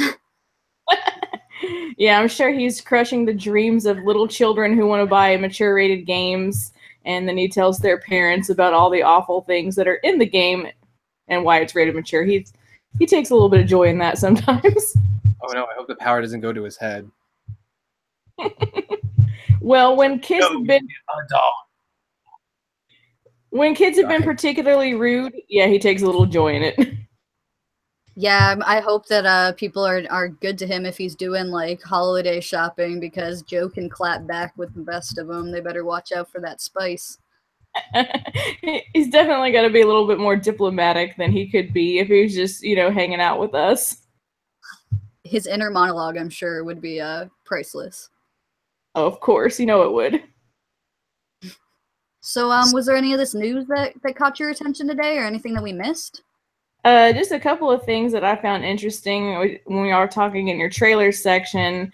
I have read the Ready Player One book, and I'm excited for the movie. I'm just curious because, like, when you read the book, there's so many pop culture references, most of them from the 80s, most of them not from like the same studio, and there's all these rights issues. So I'm wondering if they're bringing all of these other pop culture references that are more recent to kind of make up for, well, we couldn't get the rights to this, so let's give them this instead. And maybe to also just not feel like an 80s nostalgia piece, to kind of bring it, be like, well, these are beloved icons from all of these eras. Yeah, because obviously though, because in that book the world is in 2045, so it's not like, all these other pop culture things didn't happen. It's just the creator of this oasis was absolutely obsessed with the 1980s because that's when he was a young man. Mm, And that's a plot point in the book that they talk about. that's interesting. Yeah, that is interesting. Yeah, I just don't know anything about the book, so I obviously trust your opinion. That makes me more excited about it, especially if you have read the book. Yeah, I like the story a lot. Some of the writing style, and maybe because I'm a little nitpicky as an English teacher, it didn't really gel with me. I felt like there were too many, what we might joke about as member berries, like, hey, remember the 80s? And there's like a list of like 14 references. It's like, okay, we got it. I got it on the third one. Like, I lived in part of the 80s. I remember, I just not a fan of that. Like, here's all of these nostalgic things. Maybe one will catch with you. I felt like it was that's what I'm a little bit worried about. Too much. Like, I don't know what it was, but like I watched the whole trailer. Then Iron Giant showed up and he was running towards my arms, and I got misty eyed. Like I was like, what? Why? He loves Iron Giant. It's just like, I don't know. It's the Iron Giant. I think it was like a Gundam. He wants to be. The most recent one, and Yeah. that really spoke to Joe. I really like the song choice that they did in this last trailer. I think it was a little more effective than the previous trailer, where they like started with like Pure Imagination, and then they did like an awkward transition into, I think, Tom Sawyer, some other Rush song. I don't remember. But it was Tom Sawyer. I think. Bow, bow, bow, bow. Yeah. But they should have done Pinball Wizard.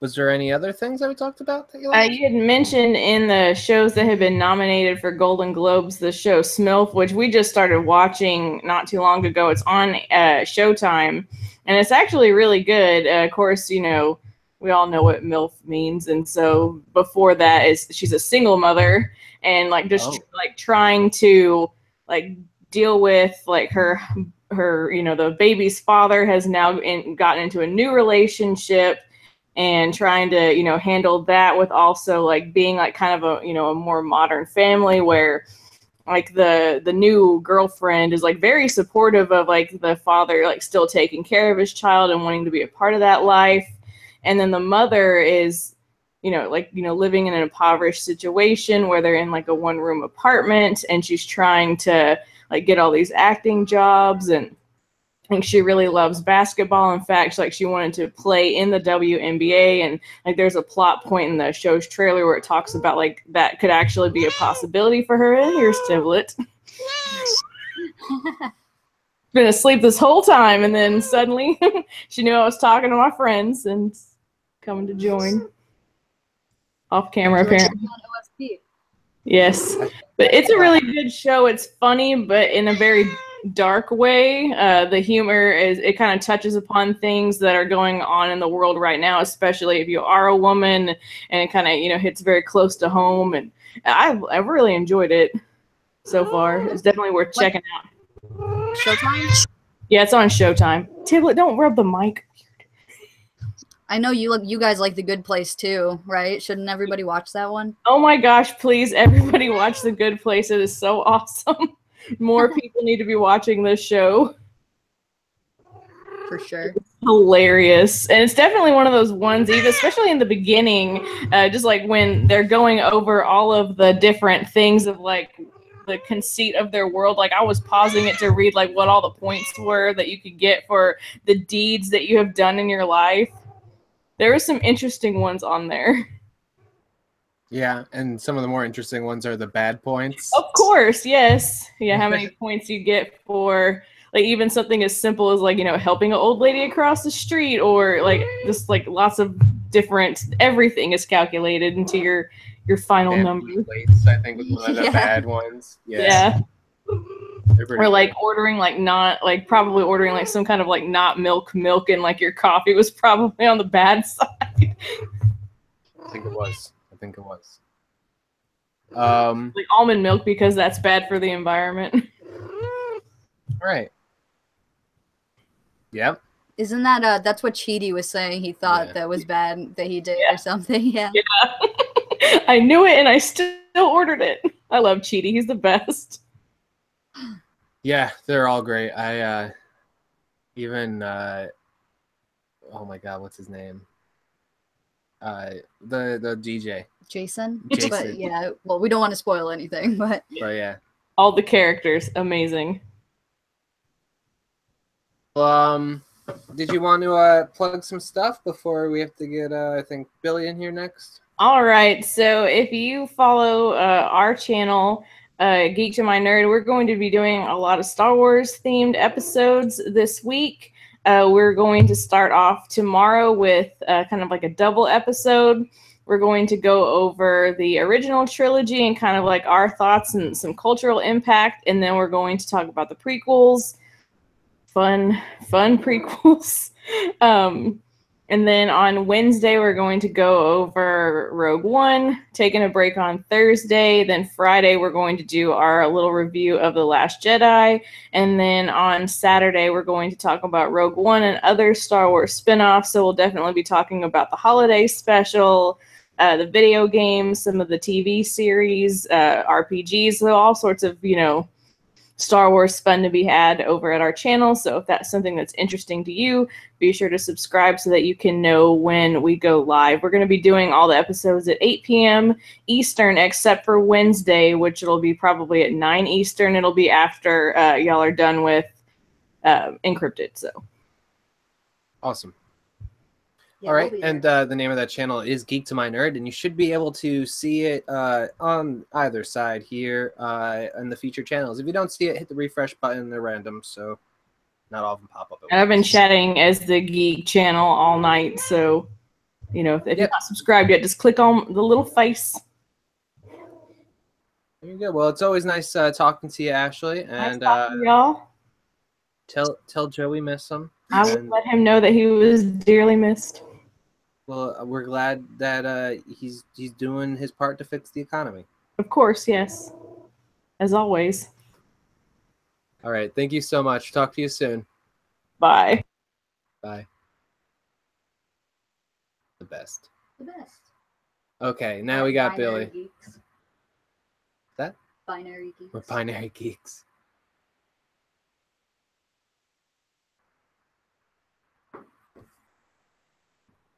All right, Billy. Invite sent. Bum, bum, bum, bum, bum, bum, bum, bum, bum, bum.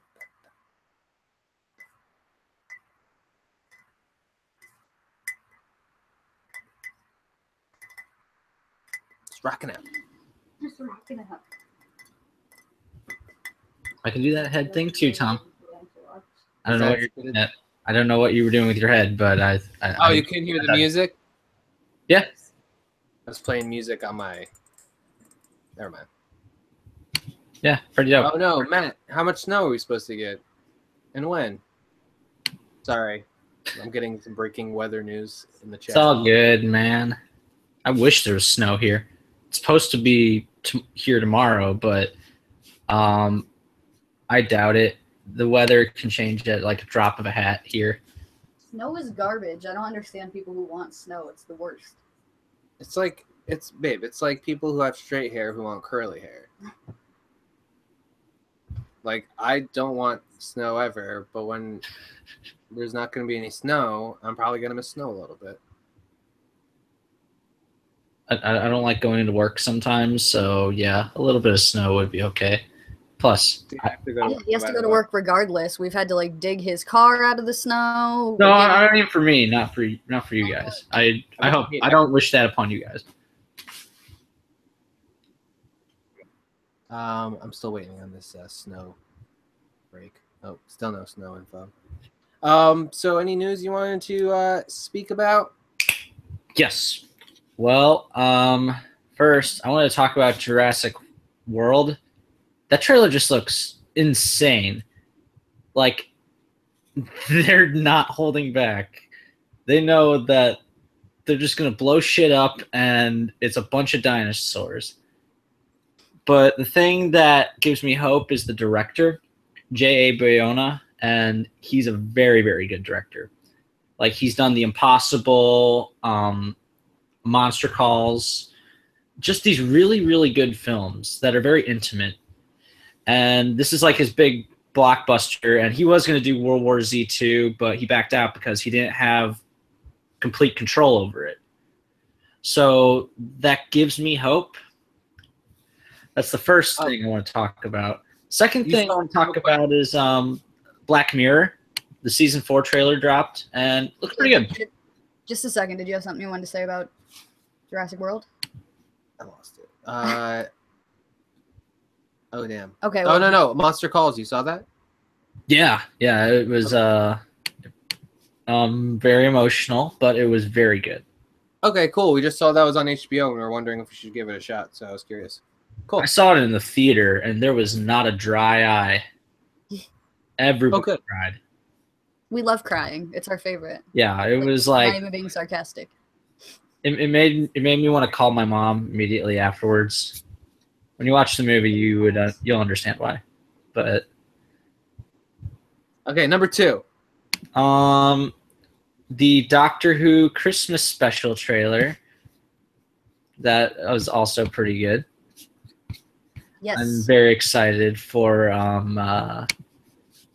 Jodie. I'm blanking on her last name. I'm thinking Whittaker. Yeah, Jodie Whittaker. I can't wait for her Doctor. I mean, she looks awesome. They got a new showrunner who I'm really excited about. And yeah, I'm sorry. That Dobby is freaking me out. It's very distracting. It's just its eyes. Leave Dobby alone. No. You can't handle me at my Dobby, then you don't get me without the Dobby. No. Nolan and I actually recorded our best 11th Doctor moments. I think we're still waiting on Tom to have time to edit that. So that'll be coming out soon for Space Time Rewind. We are actually waiting till after the Christmas special to do our 12th Doctor moments. So that in case, he has some great moments, regenerations are historically pretty significant and great scenes. So we want to let his, tenure as the Doctor kind of play out before we jump to making a list. And I'm sure we'll probably start our first recap episode with the Christmas special itself, and then we'll be on break until Jodie's new Doctor comes in. But we're very excited. Like that, right? Sweet. Yeah, we're going to be doing more lists in the meantime, too, with companions and best villains and stuff like that. But our first recap episode, which is going to be an example of how the show will normally go, is going to be for the Christmas special coming up. Number 3. There's a trailer. I didn't know what this was. It's very freaky looking. It's called Alita Battle Angel. I don't know. I was talking about it. Yeah, it's fucking weird, man. I was really freaked out. I'm like, it can't get worse than Superman CGI. I mean, I love that movie, but even I know that's pretty bad. I mean, I don't know. You gotta wear the mustache with pride. Yeah, I mean, obviously The mustache is bad, was a but botch. Like, this is purposeful. Like, I that's know, like the style and that's they're going for. arguably. I don't know. it's supposed to weird you out. It's the whole uncanny valley thing. Yeah, and I feel very uncomfortable with it, but it's interesting at the very least. At least it grabbed my attention. I'm gonna look on the positive side. Maybe I'm giving it the benefit of the doubt. You saw who's attached to it, right? Yes. That's crazy. I'm willing to give it a shot just because they're willing to give it a shot. Yeah. So Little anime for me. It is. I'm not like terribly looking forward to it, and it looked weird to me too. But Number 4. The Disney Fox deal. That's still very complicated. If they can somehow do it, go for it. But it's complicated. Just gonna go very simple with these things. Number 5. how many does he have? I'm waiting for him to get to Star Trek. Dark Phoenix. Just 3 words. I don't care. I really, really don't care about the X-Men main series. It's been almost 20 years. I'm done. After Apocalypse, I was just like, no more. I'll see Deadpool 2, and New Mutants looks interesting, but I could not give a shit about the Dark Phoenix because they've already messed it up once. I'm not betting on it again unless they go like super cosmic with it, which is the only way you can do it. They have to do it super cosmic. You can't do it in like this realistic fashion. You can't. My issue with X-Men is that they have so many stories that they can pull from. Yeah. And the same shit over and over and over again. It's frustrating because like there are so many unexplored characters and unexplored storylines they could be doing instead of just rehashing the same crap.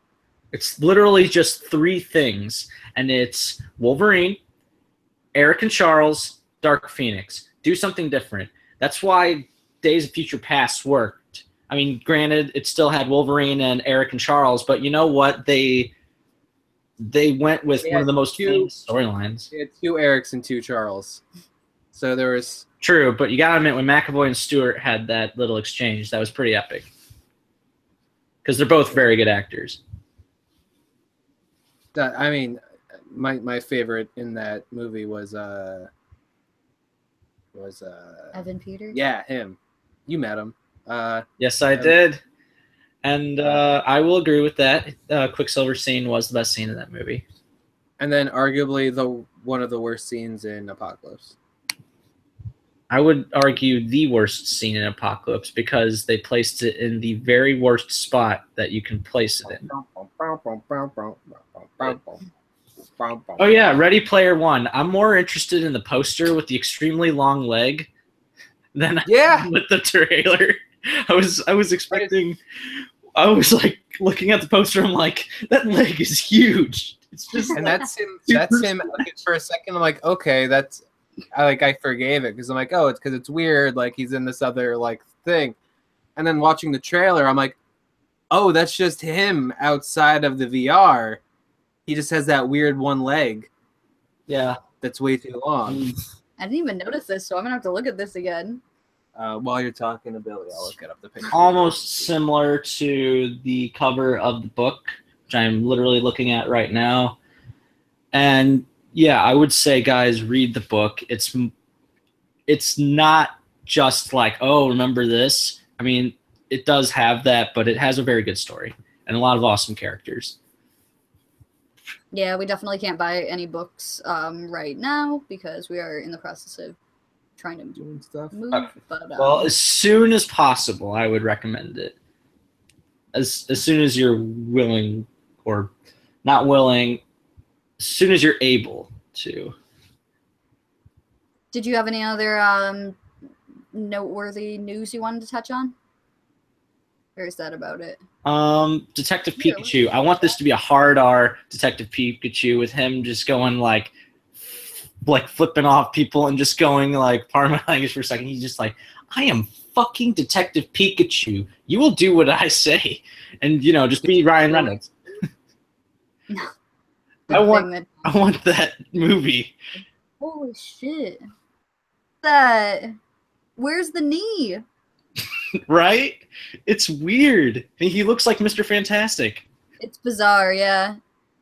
It's hard to really capture, but look up the picture. Look at that leg in the back. What the hell is going on there?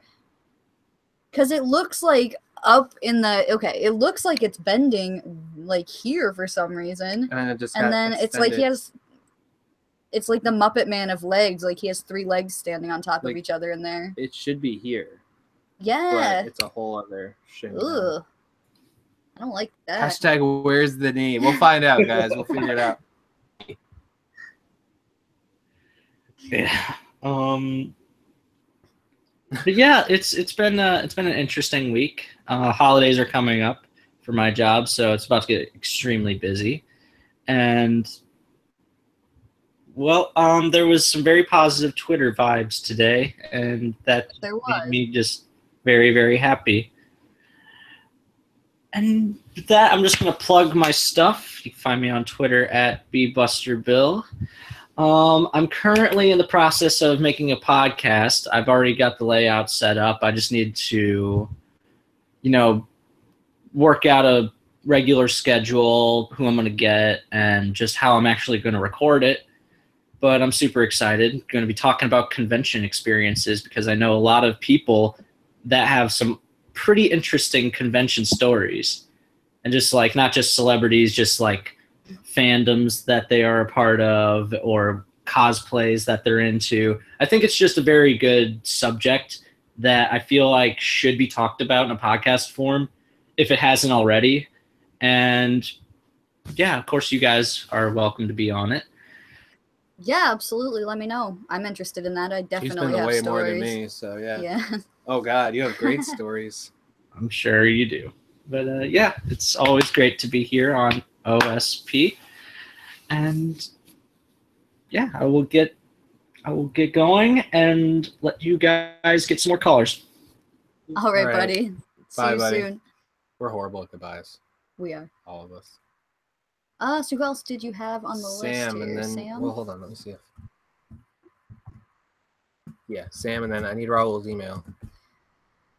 Yes, if you're still in the chat and you haven't called in yet and you want to call in tonight, then just leave your email in the comments here and we will get you in as soon as possible. And thank you guys for sticking around. I know that the Q&A nights are a little lighter, and we appreciate you guys hanging out. Some people, I think, just stayed for the news and then bolted, but that's fine.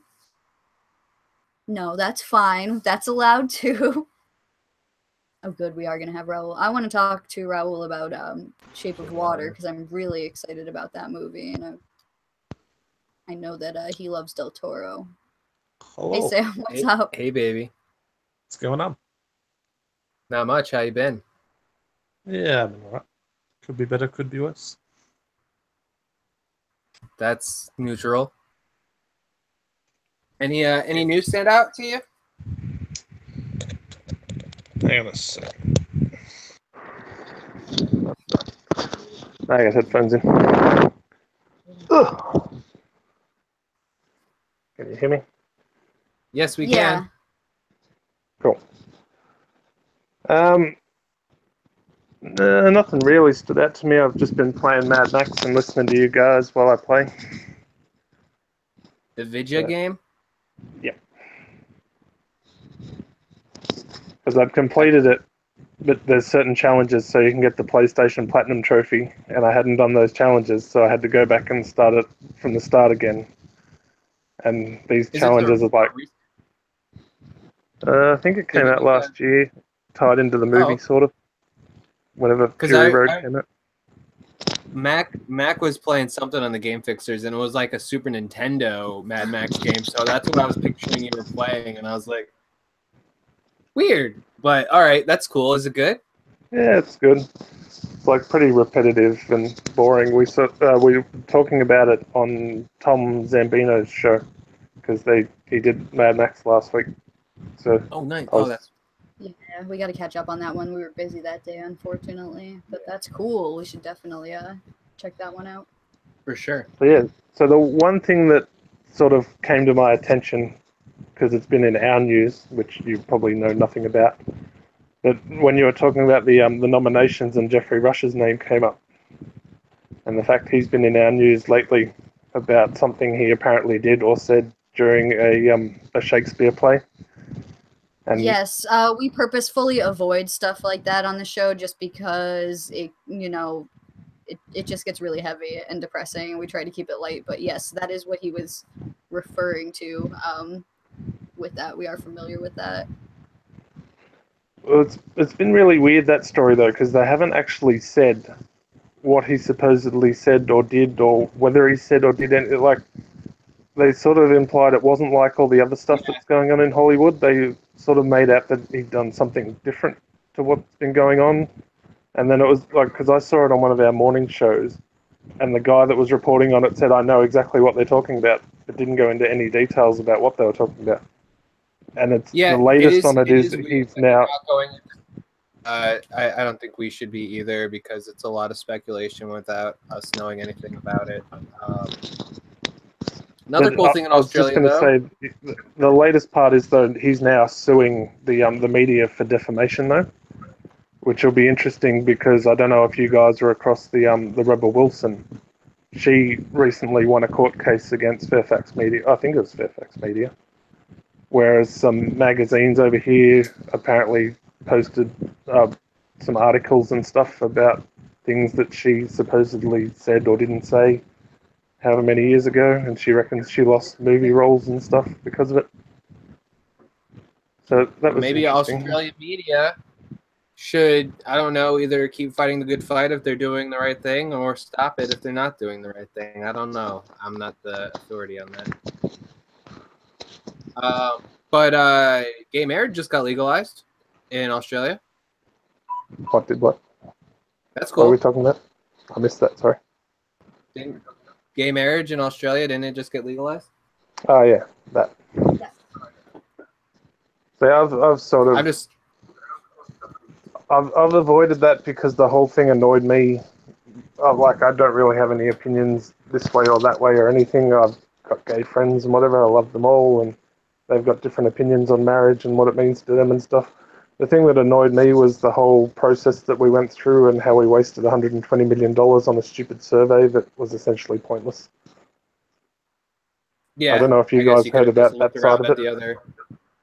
You could have just looked around at the other, like, progressive countries around you and then made a decision from there. But Well, it'll yeah. essentially, because we've got a somewhat conservative government, and the whole thing was that's like, oh, we need to find out what the people, like the people of Australia, and the general consensus has always been known as to which way everyone was leaning, and it's like, let's spend $120 million on this postal vote thing that it wasn't compulsory. You didn't actually have to vote if you didn't want to, and the actual the results of it were non-binding, so it didn't actually mean anything. It's just like, so it was essentially a $120 million opinion poll. So that's where I sort of got annoyed with the whole thing. That's like, they should have just legalized it a year ago and been done with it. I mean, it's great for the gays, bad for taxpayers. Like that's pretty much what it comes down to in that situation, which sucks. But with the whole thing, I think my cousin summed it up that's what I'm best. saying. It sucks, and then to take it out of. I But think my all cousin right, summed it well, up best. We should have just all been given $6 because there's approximately 25 million people, $120 million. We should have all been given $6 so we could all just have a beer and get along. that may have sparked more unity. Yeah. All right. Was there anything else that you wanted to discuss before we get Raul in here? The only other thing that I was sort of picked up on while you were talking was you got me thinking of Van Wilder Pokemon puns. And yours was alright, but I still reckon mine of two guys, a girl, and a Pikachu is better. Oh. So who were the two? Where was the other guy and the other girl? The only confirmed casting is Ryan Reynolds. Well, Just a I'm guy sure and a there's going to be Pikachu? more characters in it. We'll figure it out. We will. All right, Sam. Well, thank you so much for calling in. How can people reach out to you if they want to talk to you? If anyone feels inclined, you can find me on Twitter. I'm not generally doing much, and I'm usually awake most hours of the day, so at @cismareelephant. So yeah. All right. Well, thank you so much, Sam. We'll talk to you soon. No worries. Bye. All right, one last caller here. We got our own patron producer, Raul Rodriguez, coming in. So just sent the invite, and I know Kimber has a very passionate conversation. Well, Raul's a passionate guy. He's a passionate guy. He literally picked you up and tried to steal you. That's why I got the ring. Just because of Raul. Because Raul can pick you up and walk away.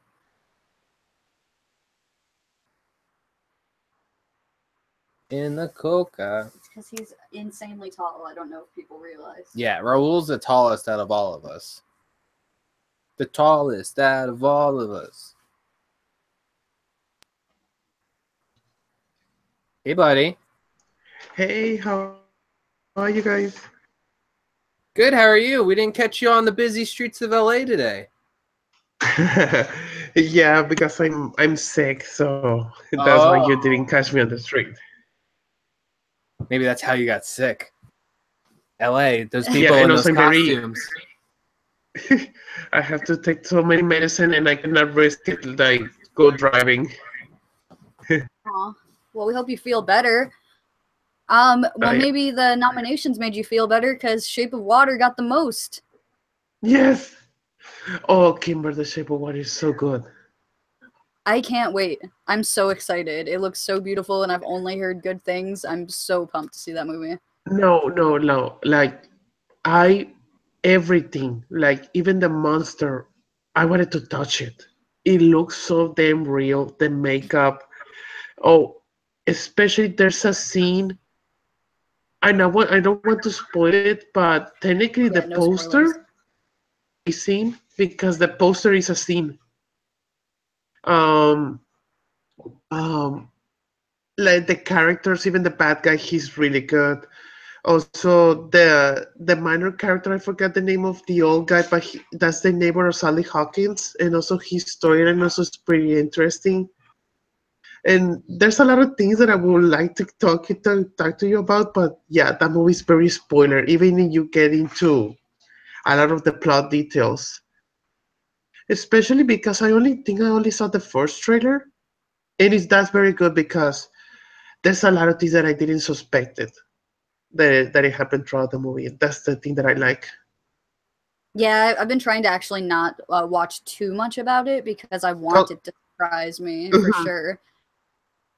And I've heard people saying that Yeah, it's like like that this movie has like the most soul, like the most heart out of any of his films, and that's amazing to hear because he is such a soulful director, and you feel like his mhm. heart when he makes these movies. Yeah, like this is Guillermo del Toro Beauty and the Beast. Technically, it's Beauty and the Beast. It's like his interpretation of Beauty and the Beast. And also another thing, but I'm not gonna say it because it will give you a lot of spoilers to the other reference. But yeah, technically it's Beauty and the Beast and another movie. It can also be Disney related, but that's the only clue that I'm gonna give you. Yeah, I think I know what you're referring to because I did read an article about of his inspiration for Yeah. the movie, and he said that when he watched said movie, he interpreted it in a different way, Hmm. and this was kind of like his version of how he always felt like that movie should have gone. And it's really beautiful that he was so passionate and he waited so long to do something um, to share his vision. And Yeah. I'm really excited. I think it's going to be gorgeous. It Yeah, looks stunning.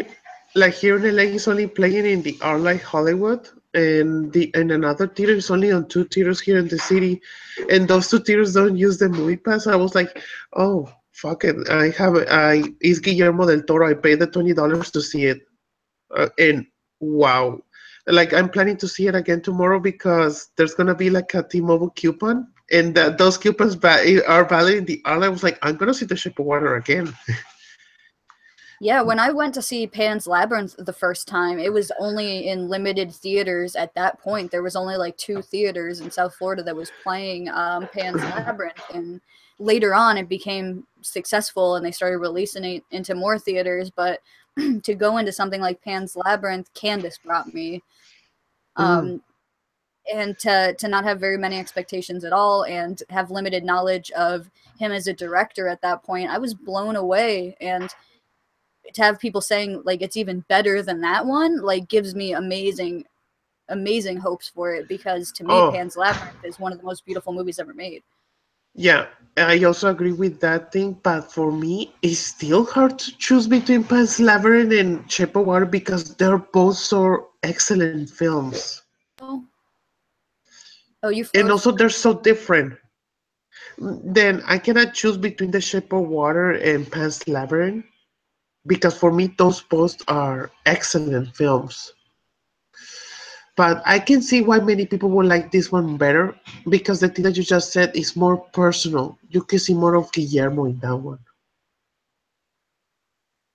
But Yeah, we can talk more when you see it because you need to see the movie first because there's a movie that you need to dissect. It's so also like in Pan's Labyrinth. Well, how about this? When I watch it, you'll be the first person I message afterwards. Yes, because we need to talk about that ending and a scene that happens in a bathtub. We need to talk about that scene. Whoa. All right, for sure, buddy. Well, was there any other news you wanted to talk about really quick?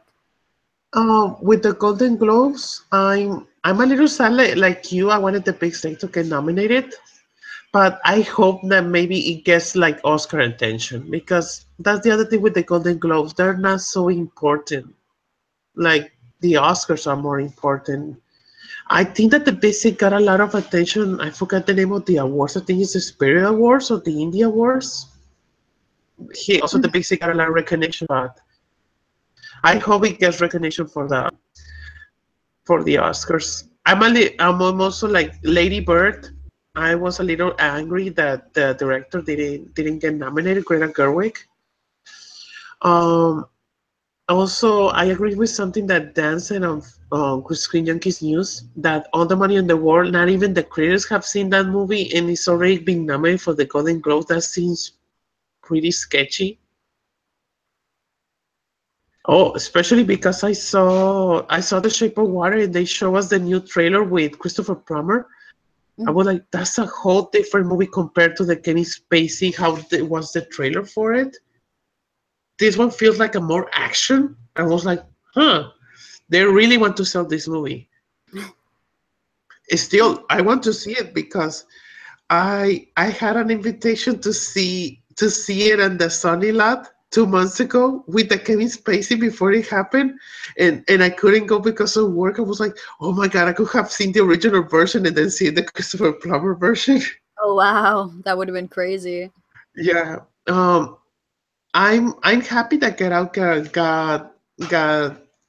got nominations, but still for a comedy. Yeah.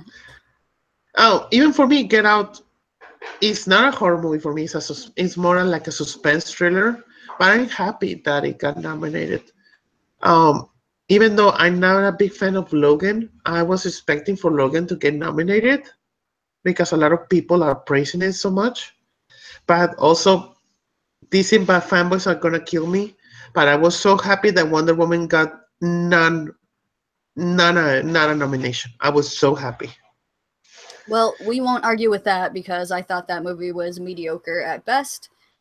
Mm.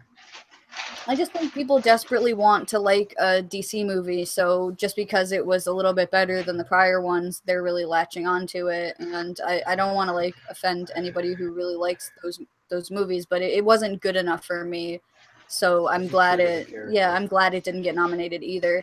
And talking about the Big Sick, like that, absolutely. We were talking about people having so much heart and pouring themselves onto the pages of these scripts. And he took his real life and his actual relationship and then played himself in the role. And it just felt so true to who he is and so honest. And it was beautiful. Even the supporting cast, Ray Romano was really good in that. Yes. It's not just He's him. not- Ray Romano, him as a dramatic role, that was a surprise for me when I saw it.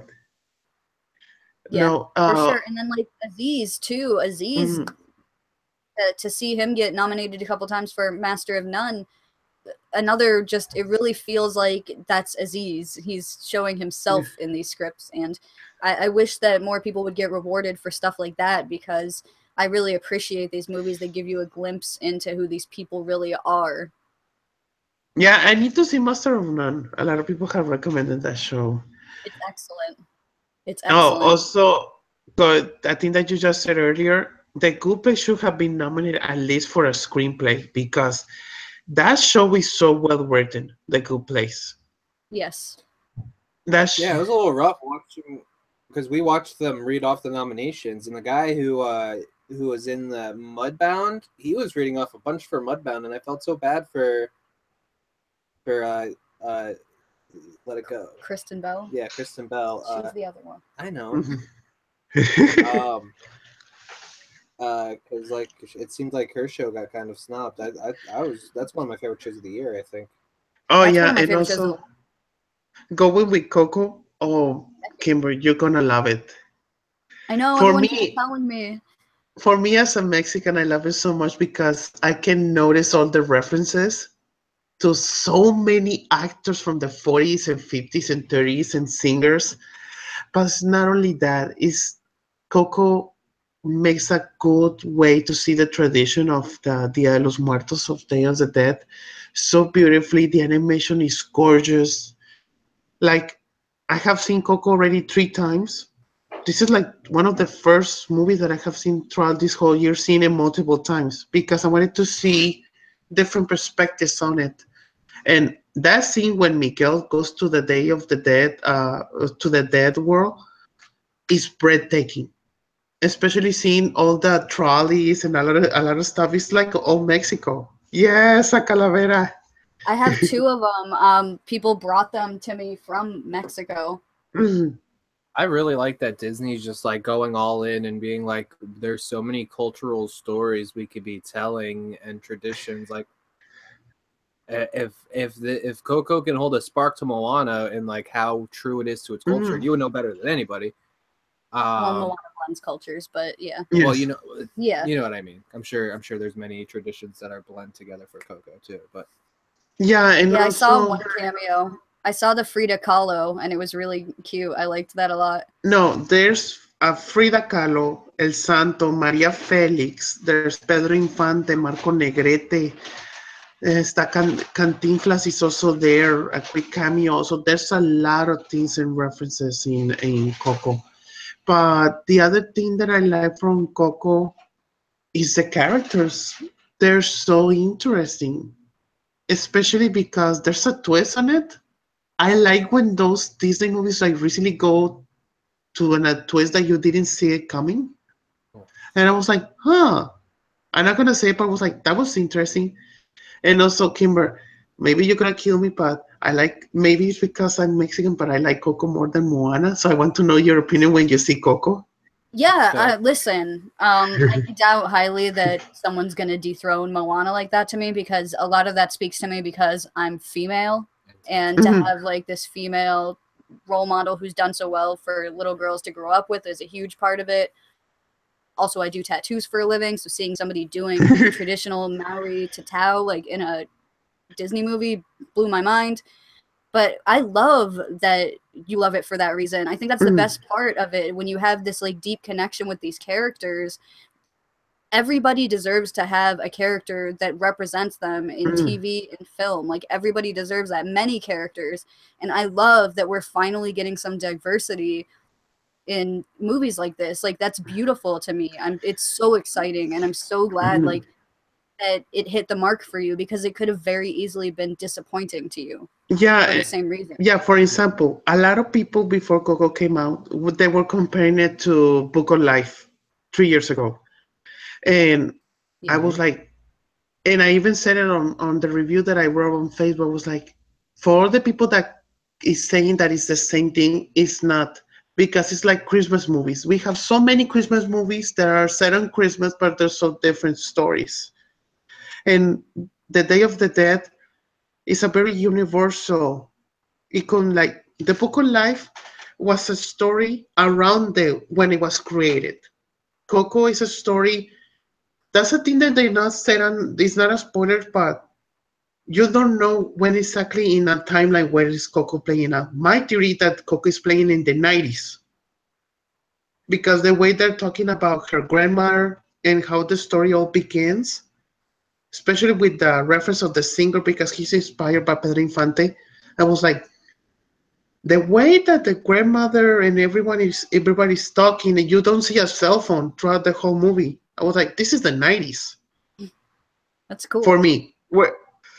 Yeah, and also there's some Toy Story references. You really need to see them. But I was like, huh, it will be interesting because I have a theory, but I cannot say to you until you see the movie. Awesome. Uh, Yeah. Talking about the Pixar timeline and shared universe. But yeah, the other thing that with the nominations, yeah, like talking about not Catherine Bigelow, Patty Jenkins, right, for Wonder Woman. Like I know that she did a great job and everything, but talking about women directors, Greta Gerwig did so much better work in Lady Bird. Like you need to see Lady Bird. It's really funny. Also, Three Billboards on Ebbing, Missouri is very funny. Also, if I had to choose between Three Billboards and Lady Bird, Lady Bird is so much better. Even I like Sheldon's mom with Lady Bird's interaction. I forgot the name of the actress. Jessie Metcalf, I think.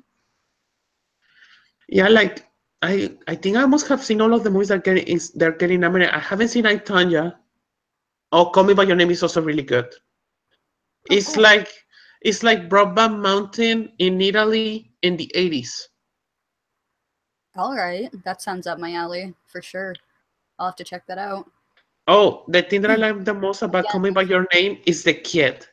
I was so happy that he got nominated because when I saw the movie, I was like, Armie Hammer was good, but the kid stole the show.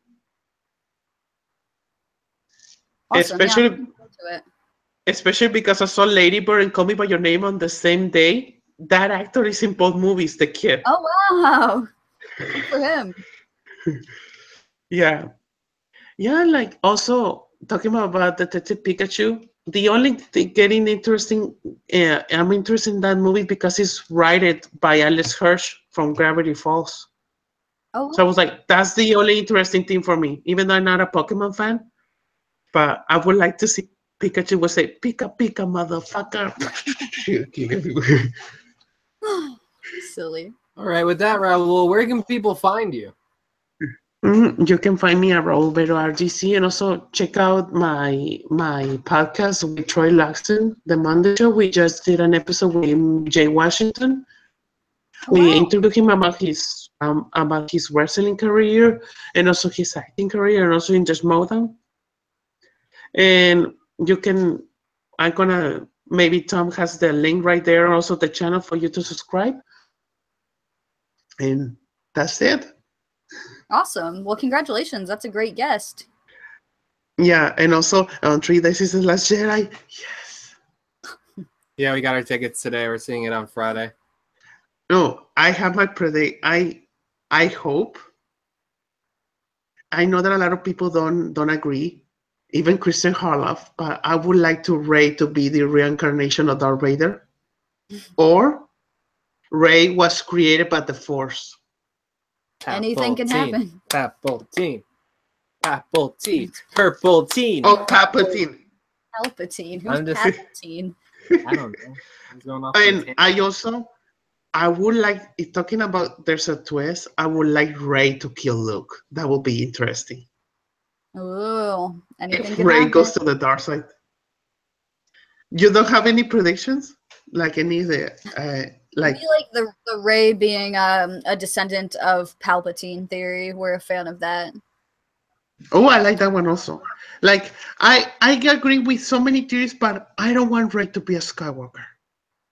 That No, would be she's- so predictable. No. Even when I saw Force Awakens 2 years ago, I would love to Rey be the granddaughter of Obi-Wan Kenobi. That would be so interesting also. Palpatine. Palpatine. Or We'll send you a Palpatine. video. There's multiple. We'll have No, to send. We'll send you a video. No, So my other prediction. when you say Palpatine, I just imagine Rey saying, "I'm gonna kill you, Kylo."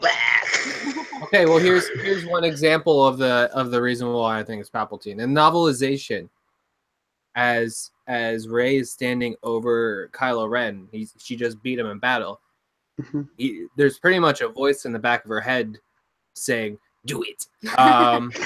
Not in so less of words, but like it's like, destroy him, or like take the power. People think it's Snoke, but then when you look, it's almost the exact thing that Palpatine's saying to Luke when he's over Vader. So That's I don't true know. I think because it's cool. I heard that thing about the novel, and other people, even I, think it was Snoke, but the way that you said, I was like, it could be Palpatine. That's interesting. I'll show you the video, but her fighting style is almost identical. Yeah, and too. that can play into Yeah. the like live up to your destiny that's in the Mhm. trailer because he could know that she's related to Palpatine. I also think that the Kylo putting his hand out, it isn't to Rey. I think it's to Leia. I think he does fight. This is all speculation from what we see in the trailers. But I think he fires on the ship, goes to leave, and then changes his mind, and then goes back to save her. That's my Mm. theory. Because there's no way he's taking out Leia. But And also, all right, Raul. ridiculous expectation, speculation. The porks are recording machines for Snoke. No, Oh, no. you don't say that about my pork. I My pork. Get it out of here. He's listening. I love the pork also, but what if there's a twist on it? The porgs are all just miniature Snokes, and then they turn into a giant Snoke. Hmm. The twist is that they're cute, and I like it. Hey, we just take the head off, and it's just a Snoke head. No. No, or imagine All right, a lot of Raul. Snokes join into like a transformer, and he tries to fight against Chewbacca. All right. We'll see you soon, Raul. Guys, Get You some too. rest. thank you. Bye. All right, everybody. Well, that was another great episode. The Porg I'm a Queen. porg queen. That was another successful episode of Odd Shape Nothing, OSP and Chill. I have been half here and half of your hosts, Tom. Kimber. You can tweet at me or anything related to the show at Odd Shape Panel. And I'm at Kimberbatch_OSP. As far as upcoming shows, Mormon Zone's still on holiday break. This coming Wednesday, we're talking Hellhounds on Encrypted, Devil's Best Friend. And then the next Monday, Merry Christmas or whatever you celebrate, our holiday special will be next Monday. So be on the lookout for some holiday-esque questions. If you have any suggestions, please tweet them out to us. I'll be making a post on that soon. And then the Tuesday after will be encrypted for the Krampus episode. And hopefully before that, we'll be getting out this 11th Doctor Space-Time Rewind, followed by the Christmas special for that. And I might have a little something in the works with a familiar face that a lot of you guys might know. Or voice. Yes, but I can't say too much about that right now. But if it happens, I'll be needing some guests. So Here's a hint. We've already talked about it at least twice. Everyone's playing back. What was it? And look out for Animal Crossings. I'm trying to drop them in more frequently. Mavis. Watch out for Mavis. She'll get you. And we hope everyone has a great night. And I hope to see most of you this Wednesday, 8 p.m. Eastern Standard Time for Encrypted. True story. The end. End transmission. Hey,